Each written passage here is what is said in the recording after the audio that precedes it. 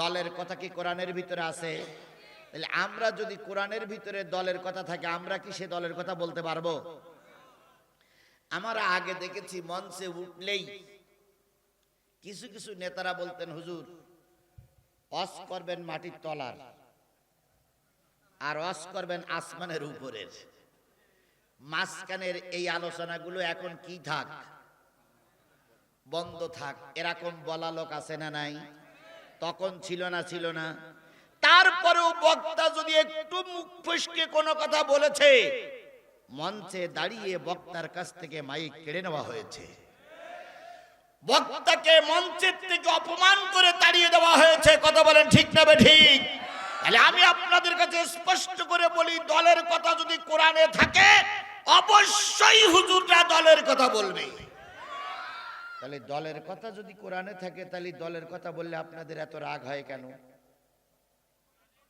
অতিথিরা এসে যে দলের অতিথি হোক, আওয়ামী লীগের অতিথি হলি বলে শেখ হাসিনার জন্য দোয়া করবেন, আল্লাহ যেন শেখ হাসিনারে জান্নাত দেয়। বিএনপির নেতারা হইলে বিএনপির নেতারা বলে তারেক জিয়া বিদেশে, খালেদা জিয়া বাইরে, দোয়া করবেন ওনারা যেন সুস্থ থাকে, আগামী নির্বাচনে যেন বিএনপি ক্ষমতায় যায়।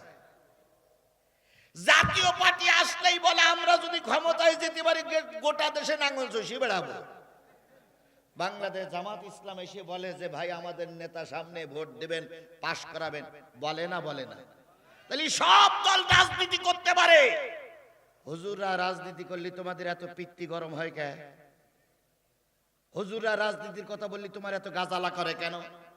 তবে একটা জিনিস আমি আশ্বস্ত করি, এখানে সব দলের লোক আছেন, দলীয় রাজনীতি করে দলের নেতারা। আমি দলীয় রাজনীতি করার জন্য এখানে বসিনি, আমি কথা বলতে চাচ্ছি কিসের থেকে? আরো জোরে বলেন কিসের থেকে? সুতরাং দুঃখ নিয়েন না, কষ্ট নিয়েন না, মাহফিলে বসুন। হয়তো আজকের এই মাহফিল তোমার আর আমার হেদায়েতের ওসিলা হয়ে যেতে পারে। তাহলে সুমার মানে কি? দল। সুমার মানে কি? আউযু বিল্লাহি মিনাশ শাইতানির রাজিম। বিসমিল্লাহির রাহমানির রাহিম। وسيق الذين كفروا إلى جهنم زمرا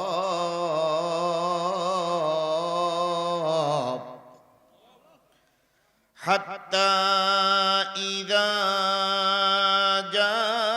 جاءوها فتحت أبوابها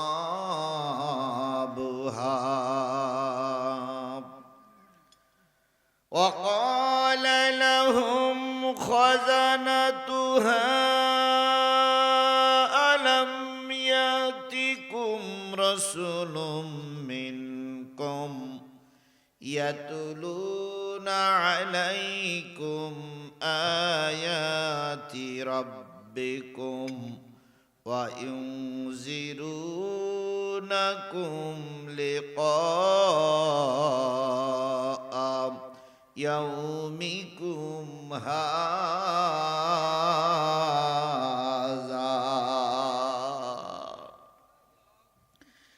قالوا بلى ولكن حقت كلمة العذاب على الكافرين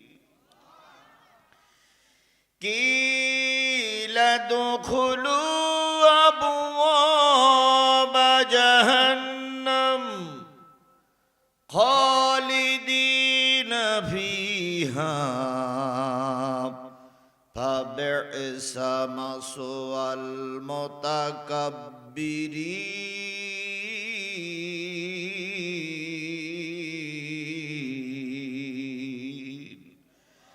সাদাকাল্লাহুল মাওলানাল আযীম।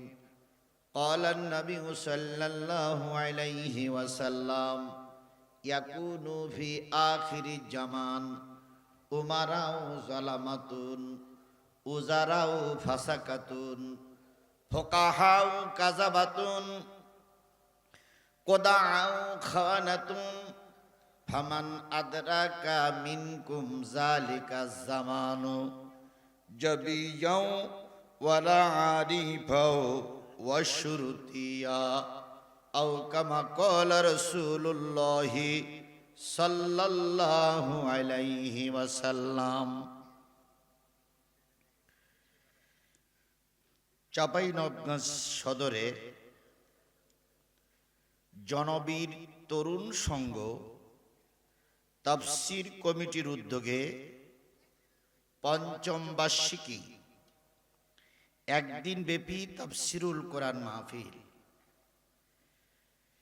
2 এপ্রিল 2025 রোজ বুধবার। স্থান হচ্ছে দুঃখুর মোড় জনবীর স্কুলের পাশে। আজকের এই মাহফিলের সম্মানিত সভাপতি জনাব হযরত মাওলানা আব্দুল বারী সাহেব, পেশ ইমাম ও খতিব নতুন মোল্লাটোলা জামে মসজিদ। আজকের মাহফিলের সম্মানিত প্রধান অতিথি হিসাবে থাকার কথা ছিল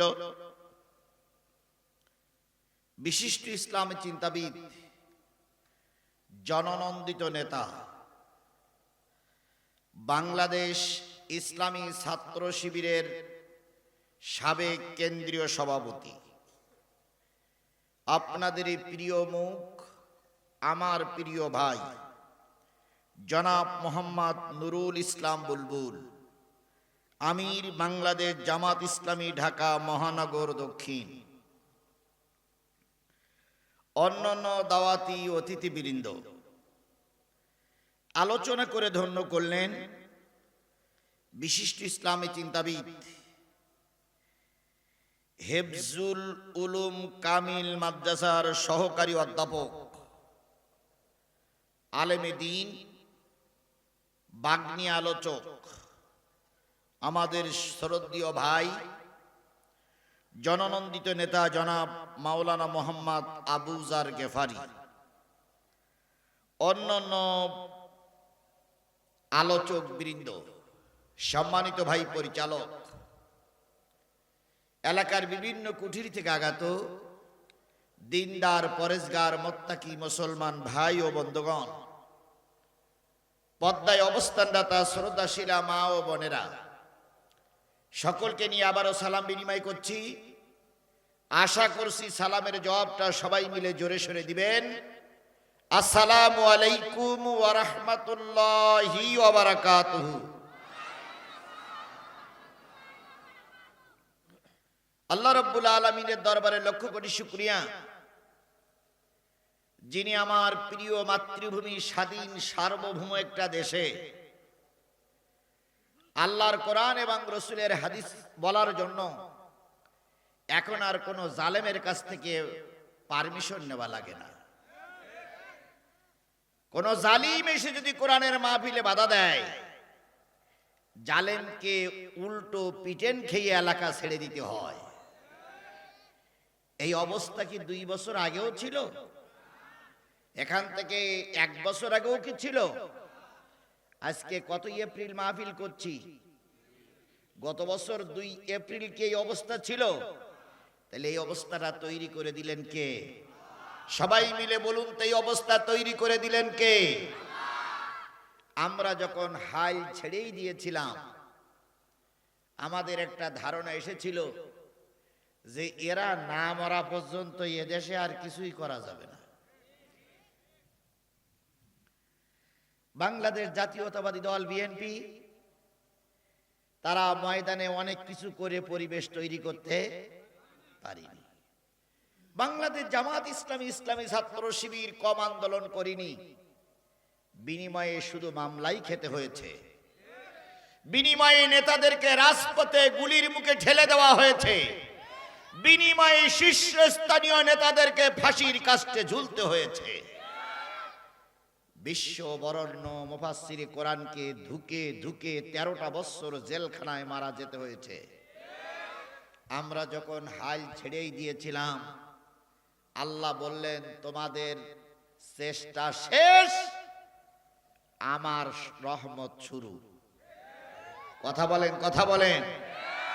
যেই সমস্ত ছাত্র আন্দোলনের কাছে সাবেক ক্ষমতাসীনরা পালিয়ে গেছে, এই ছাত্র সংগঠনকে আমরা চিনতাম না। এদেরকে এই জমিনে মাথা উঁচু করার মতন তৌফিক কে দিয়েছেন? তাহলে যে আল্লাহ এই জালেমদের হাত থেকে দেশটারে উদ্ধার করেছেন, সেই আল্লাহর শুকরিয়াটা আসতে না জোরে? তাহলে কারোর জবান বন্ধ থাকবে না, সকলে মিলে বলছি আলহামদুলিল্লাহ। আল্লাহ বলতেছেন কুল লাউ কানাল বাহরু মিদাদান লিকালিমাতি রাব্বি লানাফিদাল বাহরু ক্বাবলা আন তানফাদা কালিমাতু রাব্বি ওয়ালাউ জিইনা বিমিসলিহি মাদাদা। কুল লাউ কানাল বাহর, হে নবী আপনি বলে দিন, পৃথিবীতে যত নদী আছে, পৃথিবীতে যত সাগর আছে, পৃথিবীতে যত পানি আছে, সব পানিগুলো যদি কালি হয়ে যায়, পৃথিবীতে যত গাছ আছে সব গাছগুলো যদি কলম হয়ে যায়, পৃথিবীতে যত সমান্তরাল জমি আছে সব জমিগুলো যদি সাদা কাগজ হয়ে যায়, দাঁড়ানো গাছ নামক কলম দিয়ে, সাগরের পানি নামক কালি দিয়ে, সমান্তরাল জমি নামক কাগজের উপরে তোমার রবের কথা লিখতে যদি শুরু করো, লিখতে লিখতে কখন জানি কলমগুলো ফুরায়ে যাবে, কাগজগুলো শেষ হয়ে যাবে, সাগরের পানিও নিঃশেষ হয়ে যাবে, সাগরের পানিও শেষ হয়ে যাবে,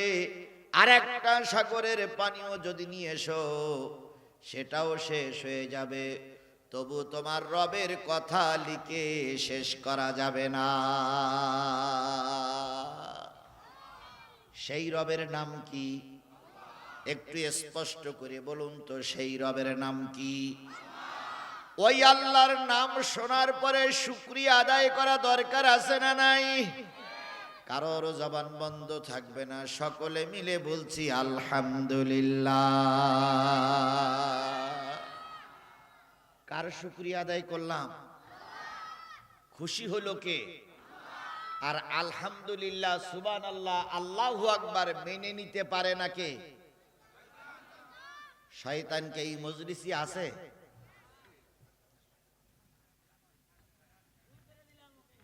শয়তানকে এই মজলিসে আছে?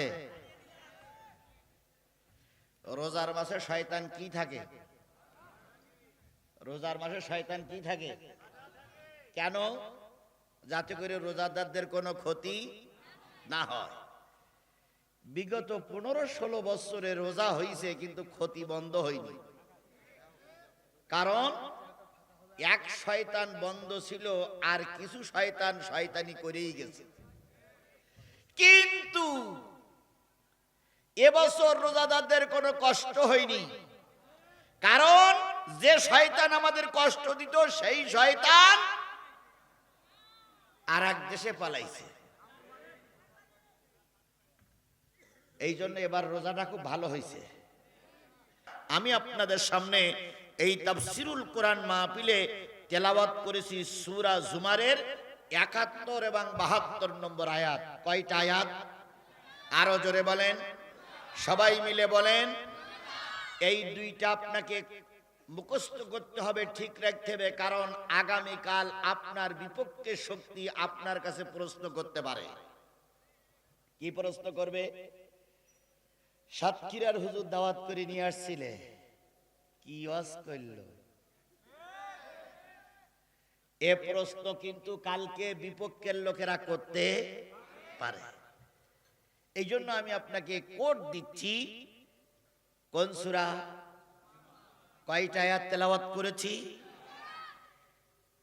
24 নম্বর পারার 39 নম্বর সূরা।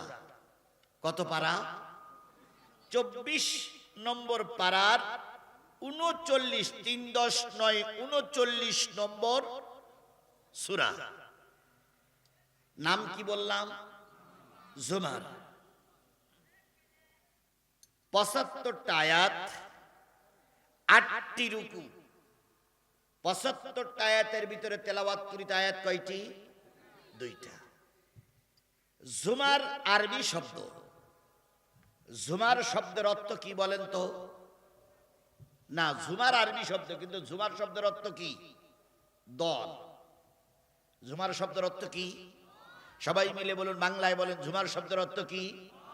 তাহলে দল কি কোরআনের ভিতরে আছে? দলের কথা কি কোরআনের ভিতরে আছে? তাহলে আমরা যদি কোরআনের ভিতরে দলের কথা থাকে, আমরা কি সে দলের কথা বলতে পারবো? আমরা আগে দেখেছি মঞ্চে উঠলেই কিছু কিছু নেতারা বলতেন, হুজুর ওয়াজ করবেন মাটির তলার, আর ওয়াজ করবেন আসমানের উপরের। মাঝখানের এই আলোচনাগুলো এখন কি থাক? বন্ধ থাক। এরকম বলা লোক আছে না নাই? তখন ছিল না? ছিল না? তারপরেও বক্তা যদি একটু মুখ ফসকে কোনো কথা বলেছে, মঞ্চে দাঁড়িয়ে বক্তার কাছ থেকে মাইক কেড়ে নেওয়া হয়েছে। বক্তাকে মঞ্চের থেকে অপমান করে তাড়িয়ে দেওয়া হয়েছে। কথা বলেন ঠিক না ঠিক? তাহলে আমি আপনাদের কাছে স্পষ্ট করে বলি, দলের কথা যদি কোরআনে থাকে, অবশ্যই হুজুররা দলের কথা বলবে। তাহলে দলের কথা যদি কোরআনে থাকে, তাহলে দলের কথা বললে আপনাদের এত রাগ হয় কেন? অতিথিরা এসে যে দলের অতিথি হোক, আওয়ামী লীগের অতিথি হলি বলে শেখ হাসিনার জন্য দোয়া করবেন, আল্লাহ যেন শেখ হাসিনারে জান্নাত দেয়। বিএনপির নেতারা হইলে বিএনপির নেতারা বলে তারেক জিয়া বিদেশে, খালেদা জিয়া বাইরে, দোয়া করবেন ওনারা যেন সুস্থ থাকে, আগামী নির্বাচনে যেন বিএনপি ক্ষমতায় যায়। জাতীয় পার্টি আসলেই বলে আমরা যদি ক্ষমতায় যেতে পারি গোটা দেশে নাঙ্গল চষিয়ে বেড়াবো। বাংলাদেশ জামাত ইসলাম এসে বলে যে ভাই আমাদের নেতা সামনে ভোট দেবেন, পাশ করাবেন, বলে না? বলে না? তাহলে সব দল রাজনীতি করতে পারে। হুজুররা রাজনীতি করলে তোমাদের এত পিত্তি গরম হয় কেন? হুজুররা রাজনীতির কথা বললে তোমার এত গাজালা করে কেন?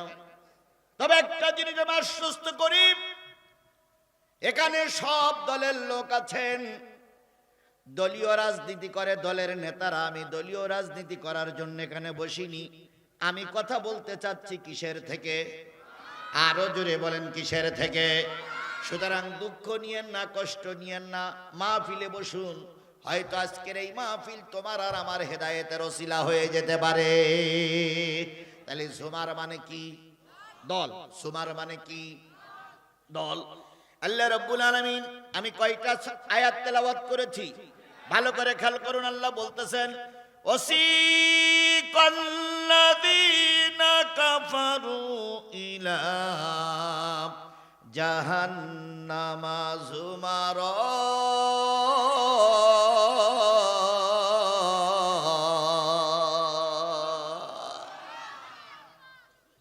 সেদিনের কথা মনে করো যেদিন একদল অস্বীকারী বান্দা বান্দীদেরকে জাহান্নামের দিকে নিয়ে যাওয়া হবে। ফেরেশতারা নিয়ে যাবে, তাড়াইতে তাড়াইতে নিয়ে যাবে, কোমরে রশি বেঁধে টানতে টানতে নিয়ে যাবে, হাঁকাইতে হাঁকাইতে নিয়ে যাবে, মারতে মারতে নিয়ে যাবে। কোন দিকে? কোন দিন? ইয়াউমাল কিয়ামতে, কিয়ামতের দিন।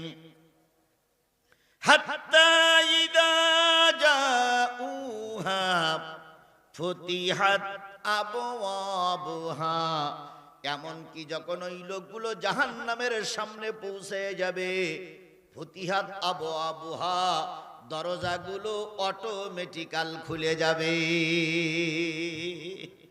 তাহলে এইটুক পর্যন্ত থাক, সামনে একটু আপনাদেরকে বোঝানোর জন্য বলি। কিয়ামতের দিন একদল মানুষকে জাহান্নামী ফেরেশতারা পিটাইতে পিটাইতে তাড়াইতে তাড়াইতে হাঁকাইতে হাঁকাইতে কোমরে দড়ি বেঁধে লাঠি দিয়ে ব্যারিকেড করে নিয়ে যাবে কোন দিকে? জাহান্নামের দিকে। জাহান্নামের সামনে যাওয়ার সঙ্গে সঙ্গে জাহান্নামের দরজা কি হয়ে যাবে? খুলে যাবে। খুলে যাবার পর ওই পাশে যারা আছে তাদেরকে দেখা যাবে, আর যারা সামনে দাঁড়িয়ে আছে তাদেরকেও দেখা।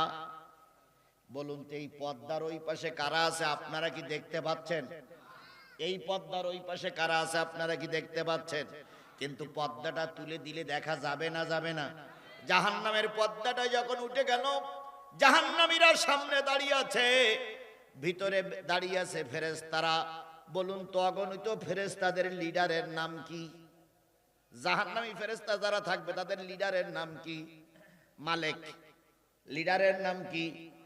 মালিকের সঙ্গে বহু জাহান্নামী ফেরেশতারা যারা আযাবের কাজে নিয়োজিত, তারা দেখবে জাহান্নামী মানুষেরা দাঁড়ায় গেছে। ফুতিহাত আবওয়াবুহা, দরজা খুলে গেল, দুইজনের সম্মুখীন হয়ে গেলেন। এবার জাহান্নামী ফেরেশতারা বলতেছে, ওয়াকালা লাহুম খাজানাতুহা, ওই দ্বাররক্ষক ফেরেশতারা বলতেছে, এই জাহান্নামীরা তোরা দোজখে আসলে কেন? তোরা দোজখে আসলি কেন? তোরা জাহান্নামের সামনে আসলি কেন? আলাম ইয়াতিকুম রাসূলুম মিনকুম, তোদের সামনে কি কোনো রাসূল যায়নি? যদি যেয়ে থাকে তোরা জাহান্নামে আসলি কেন? কারা বলবে? ফেরেশতারা বলবে। কাদের?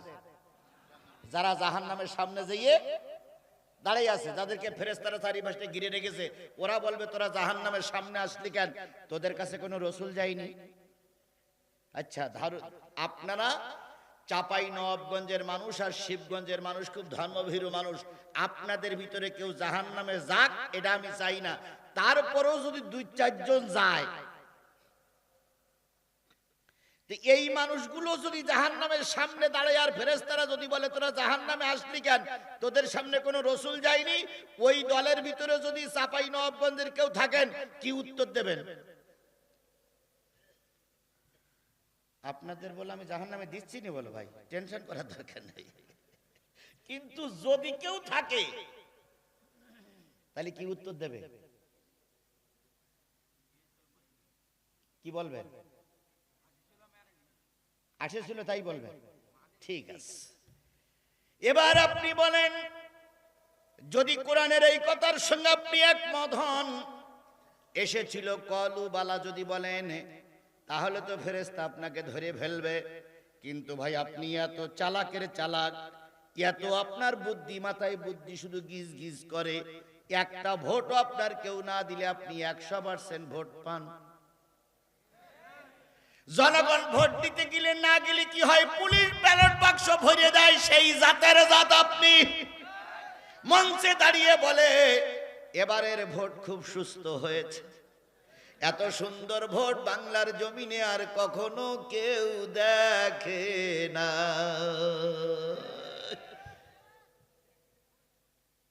তো এই কথা যখন মঞ্চে দাঁড়িয়ে বলে, আর জনগণ যখন ফুলের মালা পরায়, তখন কুকুর ছিল হাই স্কুলের বারান্দায় শোয়া। কুকুর মাথা উঁচু করে বলে, নেতা কি হইল? কালকে তো ভোট হয়েছিল, একটা লোকও তো ভোট দিতে আসেনি, আমি তো শুয়েছিলাম, আর পুলিশিরা সব ভোট খেলিছে, আর তুমি বলতেছো সুষ্ঠু হয়েছে নির্বাচন, 100% ভোট পড়েছে, কথাটা কি হইল? তাহলে সেই ব্যক্তি টুপি মাথায় দিয়ে, পাঞ্জাবি পরে, জনগণের ফুলের মালা গলায় নিয়ে কোরআনের মাহফিলে বলে আমি 100% ভোট পেয়েছি, এই জাতি যে কিয়ামতের দিন মিথ্যা কথা বলবে না, এর কোনো নিশ্চয়তা আমার কাছে আপনার কাছে আছে বলে মনে হয় না। কি কায়দায় বলতেন? আমাদের নেত্রী 5 ওয়াক্ত নামাজি, সকালবেলা উঠেই কোরআন তেলাওয়াত করে কাজ শুরু করে, তারপরে বলতেন আমরা তাহাজ্জুদ নামাজ পড়ি। বাধ্য হয়ে আমরা বিশ্বাস করতাম, কিন্তু সেদিন আমাদের ভুল ভেঙে গেল যেদিন ছাত্ররা গণভবন দখল করল। সেইখানে যে রাজাহাঁস পাওয়া গেল, মুরগি পাওয়া গেল, কসুর মুখী পাওয়া গেল, কিন্তু কোরআন আর জায়নামাজ পাওয়া গেল না। কথা বলেন, কথা বলেন, কথা বলেন। সাংবাদিকরা জিজ্ঞেস করলো কোরআন আর জায়নামাজ গেল কই? এই দালালের বাচ্চা দালালেরা বলেছিল আমাদের নেত্রী এত আল্লাহওয়ালা, যাবার সময় কোরআন আর জায়নামাজ বগল দাওয়াই করে নিয়েই চলে গেছে। তাহলে যেই ব্যক্তি কোরআনের ব্যাপারে এত বড় মিথ্যা কথা বলতে পারে, সেই ব্যক্তি কিয়ামতের দিন হয়তো বলবে যে ফেরেশতা বিশ্বাস করো আমি রাসূল দেখিনি। এ কথা বলতে পারে, এটা আমাদের বিশ্বাস হয়? আচ্ছা বলুন তো, ও যে বলবে এ কথা বলার অধিকার ওর আছে না নাই? আছে। কেন আছে? এখানে যত লোক আছেন নবীরে দেখেছেন? একটা লোক হাত তোলেন। আমিও দেখিনি। আমরা কেউ রাসূল দেখেছি? যদি দুই একজন স্বপ্ন দেখে থাকেন তাহলে সেটা বলার দরকার নাই। তাহলে রাসূলকে আমরা কেউ দেখিনি। সেদিন যখন জিজ্ঞেস করবে আলামিয়াতিকুম রাসূলুম মিনকুম, এই জাহান্নামীরা, এই শিবগঞ্জ চাঁপাইগঞ্জ নবাবগঞ্জের কাফেরেরা, মুসলমানেরা, তোরা জাহান্নামে আসলে কেন? তোদের কাছে কি কোনো রাসূল যায়নি? যে জালেমেরা ভোট না পেয়ে বড় ভোট পেয়েছি, যেই জালেমেরা ক্ষমতায় টিকে থাকার জন্য আলেমদের মিথ্যা মামলা দিয়ে ফাঁসিতে ঝুলায়, যেই জালেমেরা ক্ষমতা টিকে থাকার জন্য বিশ্বনন্দিত মুফাসসির আল্লামা সাঈদীর ইনজেকশন দিয়ে মেরে দেয়, এই জালেমেরা সেদিন দাঁড়িয়ে বলবে আমাদের কাছে কোনো রাসূল যায়নি।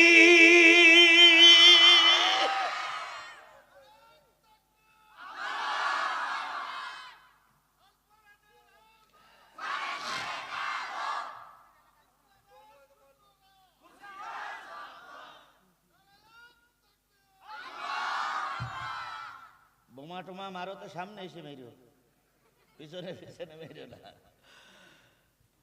তাহলে আলামিয়াতিকুম রাসূলুম মিনকুম, তোদের কাছে কি কোনো রাসূল যায়নি? সেদিন যারা জাহান্নামে যাবে তারা বাসার তাগিদে বলবে যে না, আমাদের কাছে কোনো রাসূল আসেনি। আল্লাহ পাক এই মিথ্যাবাদীদেরকে 1400 বছর আগেই চিনে রেখেছিল। তাই বলতেছে ওয়ায়ুনজিরুনাকুম লিকা ইয়াউমিকুম হাযা। বুঝলাম রাসূলের যুগে তোরা ছিলি না, রাসূলের যুগে তোরা থাকিসনি, কিন্তু এই জাহান্নাম সম্পর্কে সতর্ক করার জন্য কোন আলেম ওলামা নায়েবে নবী কি তোদের কাছে যায়নি? সেদিন কি বলবেন? আল্লাহর ফেরেশতারা বলবে আল্লাহ নবী যায়নি ঠিকই, কিন্তু মিজানুর রহমান আজারি ঠিকই গিয়েছিল। নবী যায়নি ঠিকই, কিন্তু আমির হামজা ঠিকই এসেছিল। নবী যায়নি ঠিকই, কিন্তু আজিজুল ইসলাম জিহাদি জীবনের ঝুঁকি নিয়ে ওদের কাছে দাওয়াত পৌঁছাইছিল। সেদিন যদি বলেন আলেম ওলামা আমাদের কাছে যায়নি, আপনাদেরকে আমি চিনে রাখলাম। যদি সেদিন বলেন আলেম ওলামারা কেউ যায়নি, আর আমি যদি ওই জায়গায় থাকি বলবো আল্লাহ কেউ না গেলে আমি গিয়েছিলাম। সেদিন মিথ্যা কথা বলার মতন কোন সুযোগ।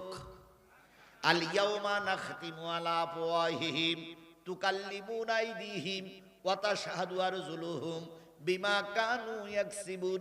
সেদিন মান্দার জবান বন্ধ হয়ে যাবে, হাত কথা বলবে, পা সাক্ষী দেবে।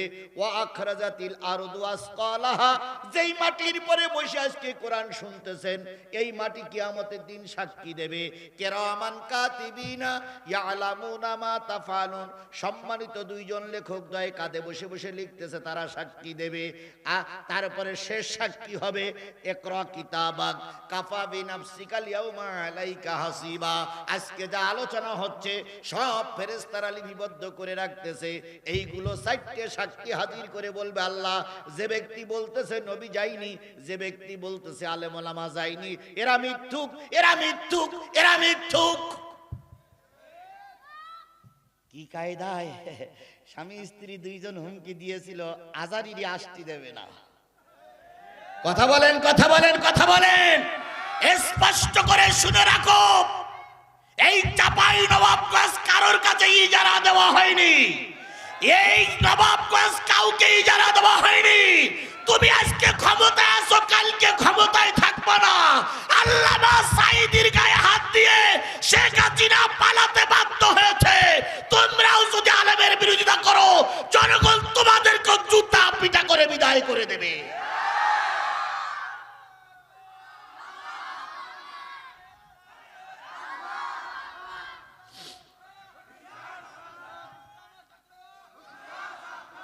কাদের ভয় দেখাও? আমরা ভারতের থেকে চোরাই পথে আসিনি, আমরা মায়ানমার থেকে পালিয়ে আসিনি, আমরা বাংলাদেশের 18 কোটি মানুষের ভিতরে বৈধ একজন মানুষ।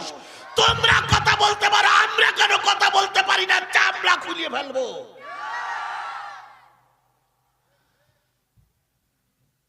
ফাজলামি যা করেছো করেছো, আর কাউকে ফাজলামি করতে দেওয়া হবে না।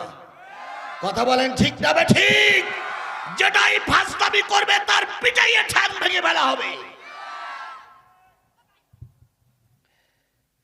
কি কায়দায় কয় আজারির আসতে দেবা না, আজারিরে ঢুকতে দেবা না। আজারি তো ঠিকই ঢুকে চলে গেল। তুমি আর তোমার ম্যাডাম তাকাই তাকাই দেখেছো, কিছু করতে পারোনি। কথা বলেন, কথা বলেন, কথা বলেন। শেখ হাসিনা যে একেবারে সব খারাপ কাজ করেছিল তা না, শেখ হাসিনার দ্বারা কিছু ভালো কাজ হয়েছিল। কিন্তু শেখ হাসিনার সবচেয়ে বড় দোষ ছিল তিনি ইসলাম সহ্য করতে পারতেন না।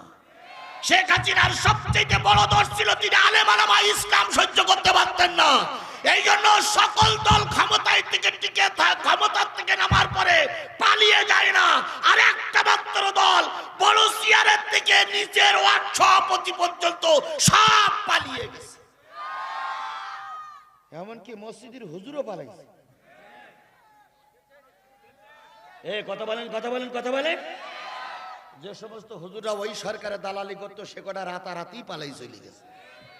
আমরা তো কিছুই বলিনি। ও হুজুর তুমি পালাইলি কেন?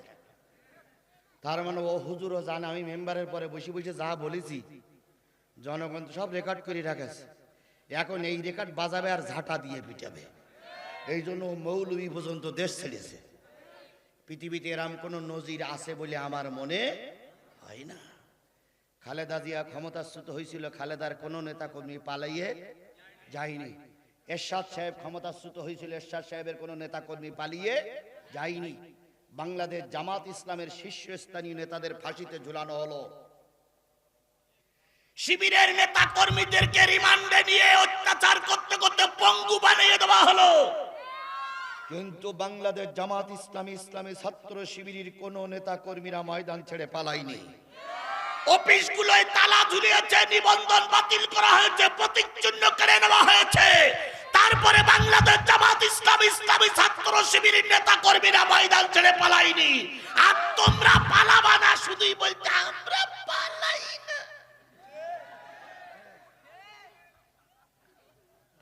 আমরা পালানো জাত নই। ফখরুল সাহেব আপনার বাসায় একটু জায়গা দিবে? রসিকতা করে বলেছিল না বলিনি? আরো জোরে বলেন, বলেছিল না বলিনি? ডাক্তার মোহাম্মদ ইউনূস আর খালেদা জিয়াকে কোন নদীর থেকে টুস করে ফেলাই দিতে চাইছিল? পদ্মা সেতুর থেকে টুস করে ফেলাই দিতে চাইছিল। দেখেন আল্লাহর কি খেলা। যাকে পদ্মা নদীতে টুস করে চুবাতে চাইছিল তিনি এখন বড় চেয়ারে বসে আছে। যে খালেদা জিয়াকে নিয়ে বাজে বক্তব্য দিয়েছিলেন সেই খালেদা কাতারের বিমানে রাজকীয় হালাতে বিদেশে চিকিৎসা দিচ্ছে। আর তুমি ম্যাডাম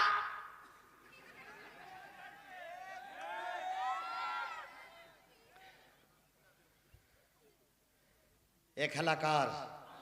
জোরে বলেন, এ খেলা কার? তাহলে তারা আগুন নিয়ে সিনিমিনি খেলেছে, বাংলায় টিকে থাকতে পারিনি।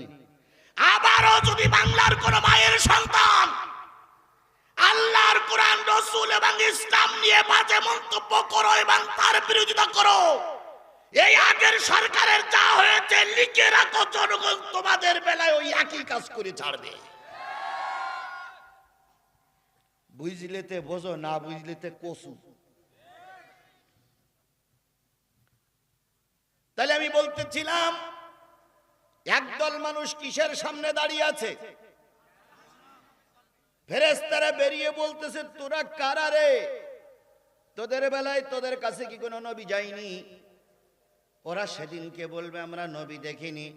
এবার ফেরেশতারা বলবো ইয়ানজিরুনাকুম লিকা ইয়াউমিকুম হাযা, আজকের দিন সম্পর্কে সতর্ক করার লোক কি তোদের কাছে কেউ যায়নি? কোন আলেম ওলামা কি কেউ যায়নি? সেদিন বাধ্য হয়ে আমরা থাকবো, আলেম ওলামারা থাকবে, তখন বাধ্য হয়ে বলবে কলু বালা। এরপরের আয়াতে পরে যাচ্ছি, শুধু এতটুকু পর্যন্ত যাই। তাহলে জাহান্নামের সামনে দাঁড়িয়ে আছে একদল মানুষ আর জিন, কথা বলেন ঠিক না বেঠিক? এখন ওই জাহান্নামের সামনে দাঁড়িয়ে আছে কারা? জাহান্নামের সামনে একদল লোক দাঁড়িয়ে আছে না ভাই? এদেরকে কোথায় ঢুকানো হবে? এখন ওই লোকগুলো কারা? সেই জাহান্নামী কারা? হ্যাঁ, এখন এই জাহান্নামী মানুষ কারা যদি আপনি প্রশ্ন করেন, আর আমি যদি বলি জাহান্নামের সামনে দাঁড়াই আছে যারা, তারা অধিকাংশ জামাত ইসলাম, মেনে নেবেন? জোরে বলেন মেনে নেবেন? সবাই মিলে লাঠিতে তেল মাখাবে, বলবে হুজুর মঞ্চের থেকে নামলেই হয়, হুজুর কোন জায়গায় পেল দেখেই ছাড়বো। কথা বলবে না বলবে না? বলবে। যদি বলি ওই দলের ভিতরে যারা আছে তারা সব বিএনপির লোক, ও আল্লাহ, আমাকে রাতেই হয়তো ওরা গায়েব করে ফেলবে, কারণ ক্ষমতায় যাইনি তাই এখনই বলা শুরু করেছে সামনে আমরা ক্ষমতায়, তারপরও আমরা ক্ষমতায়, তারপরও আমরা ক্ষমতায়। এখনো ভোট হয়নি, তার আগে 3 বারে তারা ক্ষমতায় গিয়েই বসে আছে। তাহলে তাদের হাতে ক্ষমতা যদি আসে তাহলে আমাদের কচু কাটা করবে, কথা বলেন ঠিক না বেঠিক? এই জন্য বিএনপিরও জাহান্নামে দেওয়া গেল। এবার যদি বলি আওয়ামী লীগ জাহান্নামে যাবে, শেখ হাসিনা রহমাতুল্লাহ আলাই এই ঈদ তো বাড়ি এসে করতেই ছিল, বলেছিল না ওদের নেতা কর্মীরা বলেছিল আমাদের নেত্রী ঈদ বাড়ি এসে করবে, কথা বলিনি? এই শোনেননি আপনারা? তারপরে আমাদের ম্যাডাম ভারতের সীমানায় বসে মাঝে মাঝে উকি মেরি কয়, কি খবর ম্যাডাম? এখনো ভালো হয়নি, কয় টুস করে ঢুকে পড়বো। তাহলে কখন টুস করে ঢুকে পড়বে? আর জনগণের কাছে এসে যদি শোনে জিহাদিয়া আমাদেরকে জাহান্নামী বলে গেছে, তাহলে ওরা যদি আবার ক্ষমতায় আসে আমার যেখানে পাবে সেখানেই ধরি মারবে। যদি বলি জাতীয় পার্টি জাহান্নামে যাবে, ও ভাই, এখানে জাতীয় পার্টির লোক আছেন কিনা আমরা জানি না, তবে একটা জিনিস মনে রাখেন, বিগত 16 বছর আওয়ামী লীগ ক্ষমতায় ছিল শুধু জাতীয় পার্টির কারণে।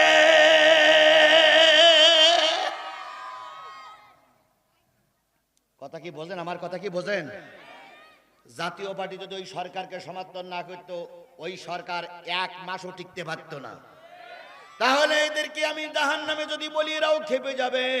কাউকে জাহান্নামে দিলাম না, আল্লাহর কাছে প্রশ্ন করি, আল্লাহ কিয়ামতের দিন তুমি জাহান্নাম বানাই রেখেছো, জাহান্নামের সামনে একদল লোক দাঁড়িয়ে আছে, তারা কারা? দয়া করে তাদের নাম বলে দাও, নতুবা সাতক্ষীরার হুজুর কিন্তু ক্যাসাল বাদাই ফেলাইছে। তাহলে জাহান্নামে যাবে কারা? কার কাছে প্রশ্ন করব? জোরে বলেন, কার কাছে প্রশ্ন করব? আল্লাহ যদি উত্তর দিয়ে দেয়, আওয়ামী লীগ মন খারাপ করতে, বিএনপি মন খারাপ করতে, জাতীয় পার্টি মন খারাপ করতে, জামাত ইসলামও আমার বিরুদ্ধে খেপে যেতে পারবে না, তাহলে আমরা প্রশ্নটা কার কাছে করব? আল্লাহ তুমি জাহান্নাম বানিয়েছো, একদল মানুষকে বেঁধে কোমরে দড়ি বেঁধে জাহান্নামের সামনে নিয়ে গেছো, ফেরেশতারা দরজা খুলে দিয়েছে, ফেরেশতারা দেখতেছে একদল মানুষ জাহান্নামের সামনে দাঁড়িয়ে আছে, এই লোকগুলো কারা? আল্লাহ তুমি বলে দাও। আল্লাহ এবার উত্তর দিচ্ছে, দয়া করে সব মসজিদের ইমাম সাহেব কথাগুলো খেয়াল করবেন, আগামীতে এই কথাগুলো আপনাকে জাতির সামনে বলতে হবে, কারণ 53 বছর পর আল্লাহ একটা সুযোগ আমাদের দিয়েছে, এই সুযোগটা যদি কাজে লাগাতে না পারি আরো 100 বছর জাতিরে মারি খাওয়া লাগবে। দেশ স্বাধীন হয়েছে 53 বছর, 53 বছরের ভিতরে আওয়ামী লীগ ক্ষমতায় গেছে, বিএনপি ক্ষমতায় গেছে, জাতীয় পার্টি সরকার গঠন করেছে, কোন সরকার ইসলাম কায়েম করতে পারেনি। কথা ঠিক না বে ঠিক? 53 বছর পর আল্লাহ একটা সুযোগ জাতির সামনে দিলেন। ও আমার জাতি, এই সুযোগটা কাজে লাগিয়ে আগামী নির্বাচনে যদি টুপিওয়ালাদের ক্ষমতায় যাওয়ার সুযোগ করে দিতে না পারি, আবার যদি মোনাফেক জালেমেরা ক্ষমতায় যায়, আরো 100 বছর মারি খাওয়া লাগবে। এই জন্য আজকের থেকে টার্গেট নিতে হবে, প্রয়োজনে আবারও রাজপথে নামবো, প্রয়োজনে ফাঁসিতে ঝুলবো, প্রয়োজনে গুলির মুখে দাঁড়াবো, তবুও কোন জালেমের হাতে দেশ ছেড়ে দেব না, দেব না, দেব না। টার্গেট নিয়ে কাজ করতে পারবেন তো? জোরে বলেন, টার্গেট নিয়ে কাজ করতে পারবেন তো? কারা কারা আমার কথা শুনে একমাত্র 2 হাত উঁচু করে আল্লাহরে দেখান। আল্লাহ এই হাতগুলোর ইসলামের জন্য কবুল করুক, সকলে মিলে বলুন আমিন। আর একটু জোরে বলেন আমিন। তাহলে প্রশ্নটা কার কাছে করব? আল্লাহ উত্তর দিচ্ছে সূরা মুদ্দাসসির। কোন সূরা? সূরা মুদ্দাসসির 41, 42, 43, 44, 45 5টা আয়াত আল্লাহ পাক বললেন, ফি জান্নাতিন ইয়াতাসালুনা আনিল মুজরিমিন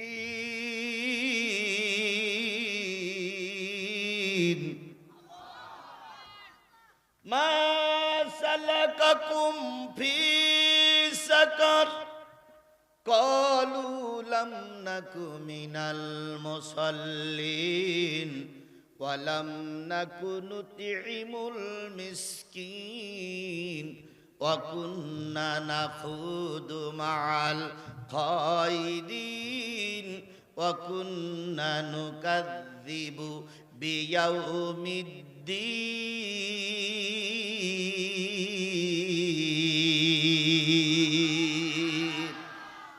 কোন সূরা?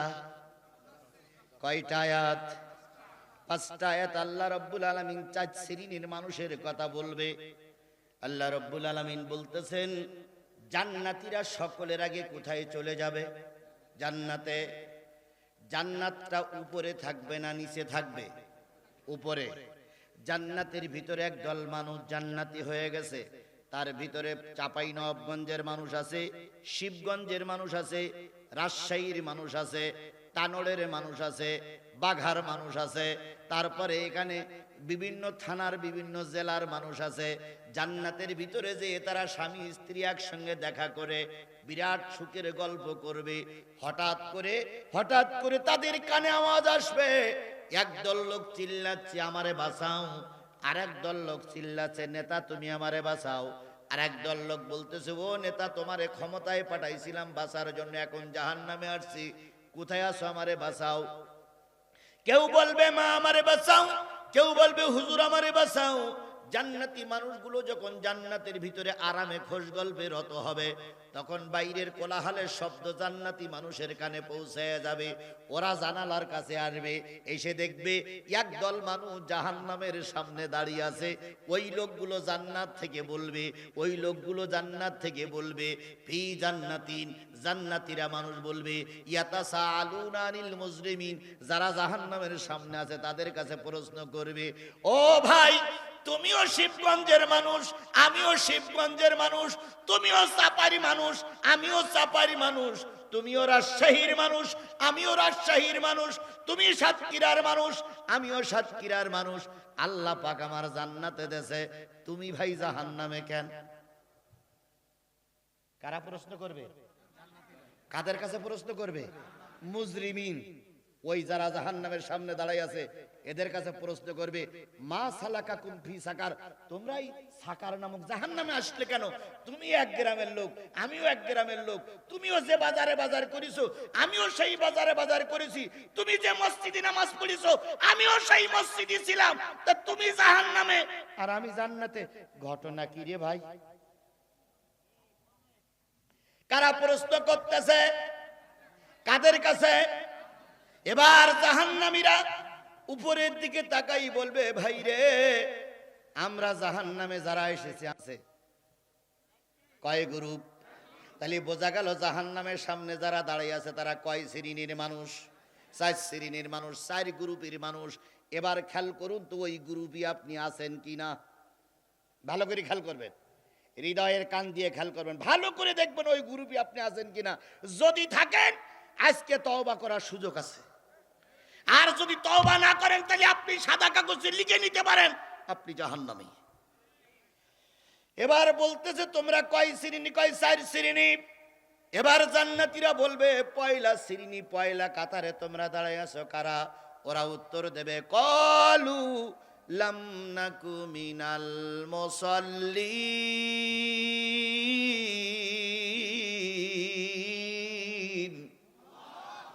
আমরা যারা প্রথম সারিতে দাঁড়ায় আছি তারা সব বেনামাজি, তারা সব কি? আরো জোরে বলেন। তাহলে বোঝা গেল যারা সালাত আদায় করে না, যারা নামাজ পড়ে না, তারা কোথায় যাবে? এ কথা কে বলেছেন? কোন সূরা? মুদ্দাসির। মুদ্দাসিরের 41, 42, 43, 44, 45 নম্বর আয়াতের ভিতরে বলেন ইয়াতাসালুনা মানিল মুজরিমিন মা সালাকাকুম ফি সাকার ক্বালু লাম নাকু মিনাল মুসাল্লিন। আমরা একটা আমাদের দোষ হলো আমরা নামাজি ছিলাম না, সালাত আদায় করতাম না। তাহলে যারা সালাত আদায় করবে না তারা যাবে কোথায়? এটা কার কথা? আরো জোরে বলেন কার কথা? কিছু লোক উঠে যায়, কিছু লোক চলে যায়, যাওয়ার সময় বলে এই নাম একটু ওয়াজ শুনতি, তো ওয়াজ হচ্ছে না। তখন পিছনে একজন লোক বলে ভাই কি হলো? কয় না ওয়াজ হচ্ছে না। তা কি হচ্ছে? রাজনীতি হচ্ছে। তখন ওই হুজুর বলে তাহলে আপনি একটু যান, যে ওয়াজ করেন আমরা সবাই শুনি।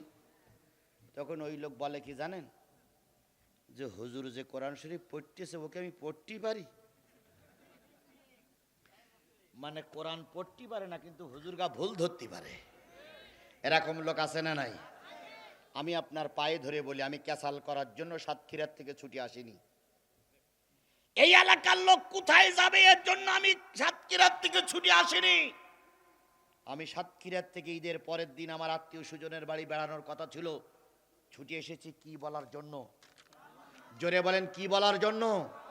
আপনি আওয়ামী লীগ করেন আপনি আমার ভাই, বিএনপি করেন আপনি আমার ভাই, জাতীয় পার্টি আপনি আমার ভাই, জামাত ইসলাম আপনি আমার ভাই। শুধু খোদার কসম পায়ে ধরে বলি কোরআনের কথাটা শুনুন, আল্লাহ হেদায়েত নসিব করবে। আর কোরআন যদি না শোনেন তাহলে বুঝতে হবে আবু জেহেলের রক্ত আপনার শরীরে ঢুকেছে। আপনাকে হেদায়েত আল্লাহ ছাড়া আর কেউ দিতে পারবে না। আচ্ছা বলুন তো, আবু জেহেলের সামনে আল্লাহ রসুল কোরআন তেলাওয়াত করে শোনায়নি? আল্লাহ রসুলের পরে ওহী নাজিল হয়েছে, এটা আবু জেহেল দেখিনি? তাহলে আবু জেহেলকে হেদায়েত পেয়েছিল? ওই আবু জেহেলের রক্ত যাদের শরীরে এদের কপালে হেদায়েত নাই। এখানেই আছে, এখানেই আছে, দেখবেন ফুটপাত করে উঠে যাবে, কারণ ওদের শরীরে আবু জেহেলের রক্ত, ওরা কোরআনের কথা সহ্য করতে পারে না। আমি আগেই তো বলেছি আমি কাউকে জাহান্নামে দিতে চাইনি। আল্লাহর ভাষায় যারা জাহান্নামী হবে তারাই জাহান্নামী। তাহলে জাহান্নামের কয় লাইন, কয় কাতার? 4 কাতারের প্রথম কাতারে যারা দাঁড়িয়ে আছে তারা কি? বেনামাজি। যারা সালাত আদায় করে না তারাই হলো দাঁড়িয়ে আছে। এবার আসুন কিয়ামতের দিন আল্লাহ রাব্বুল আলামিন বলবেন বান্দারা সব 2 ভাগ হয়ে যাও, যারা ইমানদার আর যারা বেঈমান তারা 2 ভাগ হয়ে যাও, যারা নামাজি আর যারা বেনামাজি 2 ভাগ হয়ে যাও। বেনামাজি লোকগুলো এক কাতারে চলে যাবে, নামাজি লোকগুলো আর এক কাতারে চলে যাবে। আজকের যারা ফেরেববাজ, আজকের যারা ধোঁকাবাজ, আজকের যারা নির্বাচনে পাশ করলো একজন আর পাশ দেখায় আর একজনের। একটা ভোট মারার দরকার ছিল কিন্তু ভোট মেরেছে 140টা। বউটারে যেয়ে বলে আজকে যা ভোট মারিছি রে ম্যাডাম। ম্যাডাম কয় কত? কয় 140টা। 140টা ভোট দিলে একটা ভোটের অধিকার, 140টা ভোট দিয়ে নেতারে পাশ করাই দিয়েছ। কথা বলেন ঠিক না বে ঠিক? এরকম ভোট দেওয়া লোক এখানে আছে না নাই? একটু হাত তোলেন তো ভাই, 40টা ভোট দিলেন কারা কারা? নেই? ওরে আল্লাহর, এই এলাকার মানুষ তো সব ফেরেশতা। আল্লাহ, কৈফাত আজ হোক কাল হোক আল্লাহর কাছে দেওয়া লাগবে। কথা বলেন ঠিক না বেঠিক? চিরকাল ক্ষমতায় থাকা যায় না, চিরকাল ক্ষমতা টিকাই রাখা যায় না। কথা বলেন ঠিক না বেঠিক? এত বড় ক্ষমতাশীল নেত্রী দুপুর বেলার বিরিয়ানি ভাত কপালে জুটল না, যাচ্ছে আর কচ্ছে আমি এত উপকার করলাম, এত উন্নয়ন করলাম, আর আবার একটু মুরগির ডান। হে মুসলমান, কথা বলেন, কথা বলেন, কথা বলেন। সুতরাং বেশি বকল দাবি করো না, বেশি বাহাদুরি করো না। যে আল্লাহ ফেরাউনকে ধরেছিল, যে আল্লাহ নমরুদকে ধরেছিল, যে আল্লাহ কারুনকে ধরেছিল, সেই আল্লাহ আজও আছে না নাই? জোরে বলেন, সেই আল্লাহ আজও আছে না নাই? আল্লামা সাঈদীর বিচার হচ্ছে, 5 জন বিচারক রায় দেবে। কয়জন? 5 জন বিচারক রায় দেবে। তো 5 জন বিচারকের রায়, একজনের রায় হলো যাবজ্জীবন কারাদণ্ড, আর একজনের রায় হলো বেকসুর খালাস, আর একজনের রায় হলো শাহবাগে আল্লামা সাঈদীকে গুলি করে মারতে হবে, আর 2 জনের রায় হলো আমৃত্যু কারাদণ্ড। তাহলে 5 জনের রায় হলো কয় প্রকার? 4 প্রকার রায় হলো। আল্লামা সাঈদী সেদিন কোর্টে দাঁড়িয়ে বলেছিল, ও বিচারপতিরা, এই রায় কিন্তু শেষ রায় নয়, এই বিচার কিন্তু শেষ বিচার নয়, এই আদালত কিন্তু শেষ আদালত নয়, আর একটা আদালত আল্লাহর কাছে আছে। কথা কি ঠিক না বেঠিক? প্রধান বিচারপতি এসকে সিনহা এই কথাটা শোনার পরে তার দিলের ভিতরে মনে একটু ভয় এসে গিয়েছিল। তিনি কলমটা গালে দিয়ে বলেছিলেন, হুজুর বদদোয়া করেন না, অভিশাপ দিয়েন না, আমাদের হাত পা বাঁধা। আর 2 জন বিচারপতি বলেছিলেন, আমৃত্যু রায় আমরা কাগজপত্র দেখিয়ে দিয়েছি। আর একজন বলেছিলেন বেকসুর খালাস, আমার ধারণায় সাঈদী কোনো অন্যায় করেনি। আর একজন রায় দিয়েছিল কি করে মারতে হবে, গুলি করে মারতে হবে। সেই ব্যক্তির নাম কি? কালামানিক ওরফে মানিক্কা। এই 5 জন বিচারপতি রায় দিয়েছিল, এসকে সিনহা পালিয়ে গেছে। যিনি বলেছিলেন বেকসুর খালাস, তিনি এখনো দেশে ঘুরে বেড়াচ্ছেন। আর যে 2 জন লিখেছিল আমৃত্যু কারাদণ্ড, তারা 2 জন এখন, একজন মারা গেছে আর একজন পায়খানা খেয়ে খেয়ে ঘুরে বেড়ায়, আর শুধু কয় আমার পায়খানা দে, আমি একটা অন্যায় রায় লিখেছিলাম। আর একজন পালিয়ে যাচ্ছিল সিলেটের সীমান্ত দিয়ে। হঠাৎ করে ওই পাশের বিএসএফরা ধরি ফেললো। যাও কই নাম কি? কয় মানিক্কা। এবার বিএসএফ আপনারা বিজিবি ধরি বলতেছে মাল নিয়ে যাও, এ অবৈধ মাল আমরা রাখতে রাজি। এবার সিলেটের সীমান্ত দিয়ে অবৈধ মাল নিয়ে যখন দেশে আনা হলো, যে যা পারে কিল চল্লাতি মারতেছে, কেউ বা পচা ডিম মারতেছে, কেউ বা জুতো ফেলাই মারতেছে। হঠাৎ করে একজন কৃষক মাঠে কাজ করতেছিল, ছোট্ট একটা মেয়ে ক্লাস 3 পড়ে যাই, বলে আব্বা শুনেছো? কয় কি? কয় সাঈদীর যে ব্যক্তি বলেছিল গুলি করে মারতে হবে, সে ধরা পড়িস। কৃষকের তখন মাল কাঁচা মারা, হাতে একখান কাঁচি আছে, বলছে তুই জুতো দোকান বাড়ি নিয়ে যা। জীবনে তো সুযোগ একবারই আসে, সব সময় সুযোগ তো পাওয়া যায় না। আমি একটু কালামানিক্যের একটু কিছু করি আসি। যেই বিজিবির কাছে যেই বলতেছে কই সে মানিক্কা, তাই ওই যে এই কৃষক অনেক দূরিতে 7-8 হাত দূরিত থেকে জাম করে যে লাতি মারবে না মারবে, মেরিছে জাগায়, এক লাতিতে বিছিয়ে টাউট। কালামানিক পিছন দিক তাকাই দেখে ছটপট ছটপট করতেছে। তখন কালামানিক কয়, বিজিবি ভাই কি খবর? কয় একটা নাই। খেলাকার, কারে ভয় দেখাও, কারে নিয়ে আনন্দ করতেছ? তোমার আমার কথা শুনলে 1000 লোক হয় না, আর মিজানুর রহমান আজারির মাহফিলে লক্ষ লক্ষ লোক হয়। তুমি ফজরের নামাজ পড়োনি, তুমি মিজানুর রহমান আজারি নিয়ে সমালোচনা করো। আল্লামা সাঈদীর বিরুদ্ধে রায় লিখে এক লাথিতে এক বিসি আউট। শিক্ষা নিয়ে তওবা করতে ভালো হবার, না হলে ওরকম এবার দুটো বিসি আউট হবে। এক বিসি আউট হয়ে গেছে, শেষ পর্যন্ত হাসপাতালে ভর্তি করে অপারেশন টন করে বেডশিট মুড়ি দিয়ে রেখেছে। সাংবাদিকরা যেয়ে বলতেছে, মানিক ভাই সালাম আলাইকুম। মানিক বলছে ওয়ালাইকুম কুম ওয়ালাইকুম কুম ওয়ালাইকুম কুম। তো কি ঘটনা, বেডশিট দিয়ে ঢাকা কেন? কালা মানিক বলতেছি একটা নাই। সাংবাদিকরা তো কোন বেহার বাচ্চা বেহা, সাংবাদিকরা বলতে মানিক ভাই কোনটা নাই, ডাইন পাশেরটা না বাম পাশেরটা? তো বলতেছে শোনার দরকার নেই, কয় না কালকে আমরা পেপারে দেবো তো। কালা মানিক বলতেছে আমার জ্বালা আমি পথ পাই না, তোর ডাইন পাশেরটা গেল না বাম পাশেরটা গেল, তাই হিসেব করতেছিস? ও আমার জাতি খেলা কার হাতে? জোরে বলেন কার হাতে? আল্লামা সাঈদী সেদিন দাঁড়িয়ে বলেছিল, ও বিচারপতি মানিক, সে প্রধান বিচারপতি, এই রায় কিন্তু শেষ রায় নয়, আরেকটা বিচার আছে। কার আদালতে? তারই আদালতের বিচারের রায় বাংলার জনগণ দেখেছে না দেখিনি? জোরে বলেন দেখেছে না দেখিনি?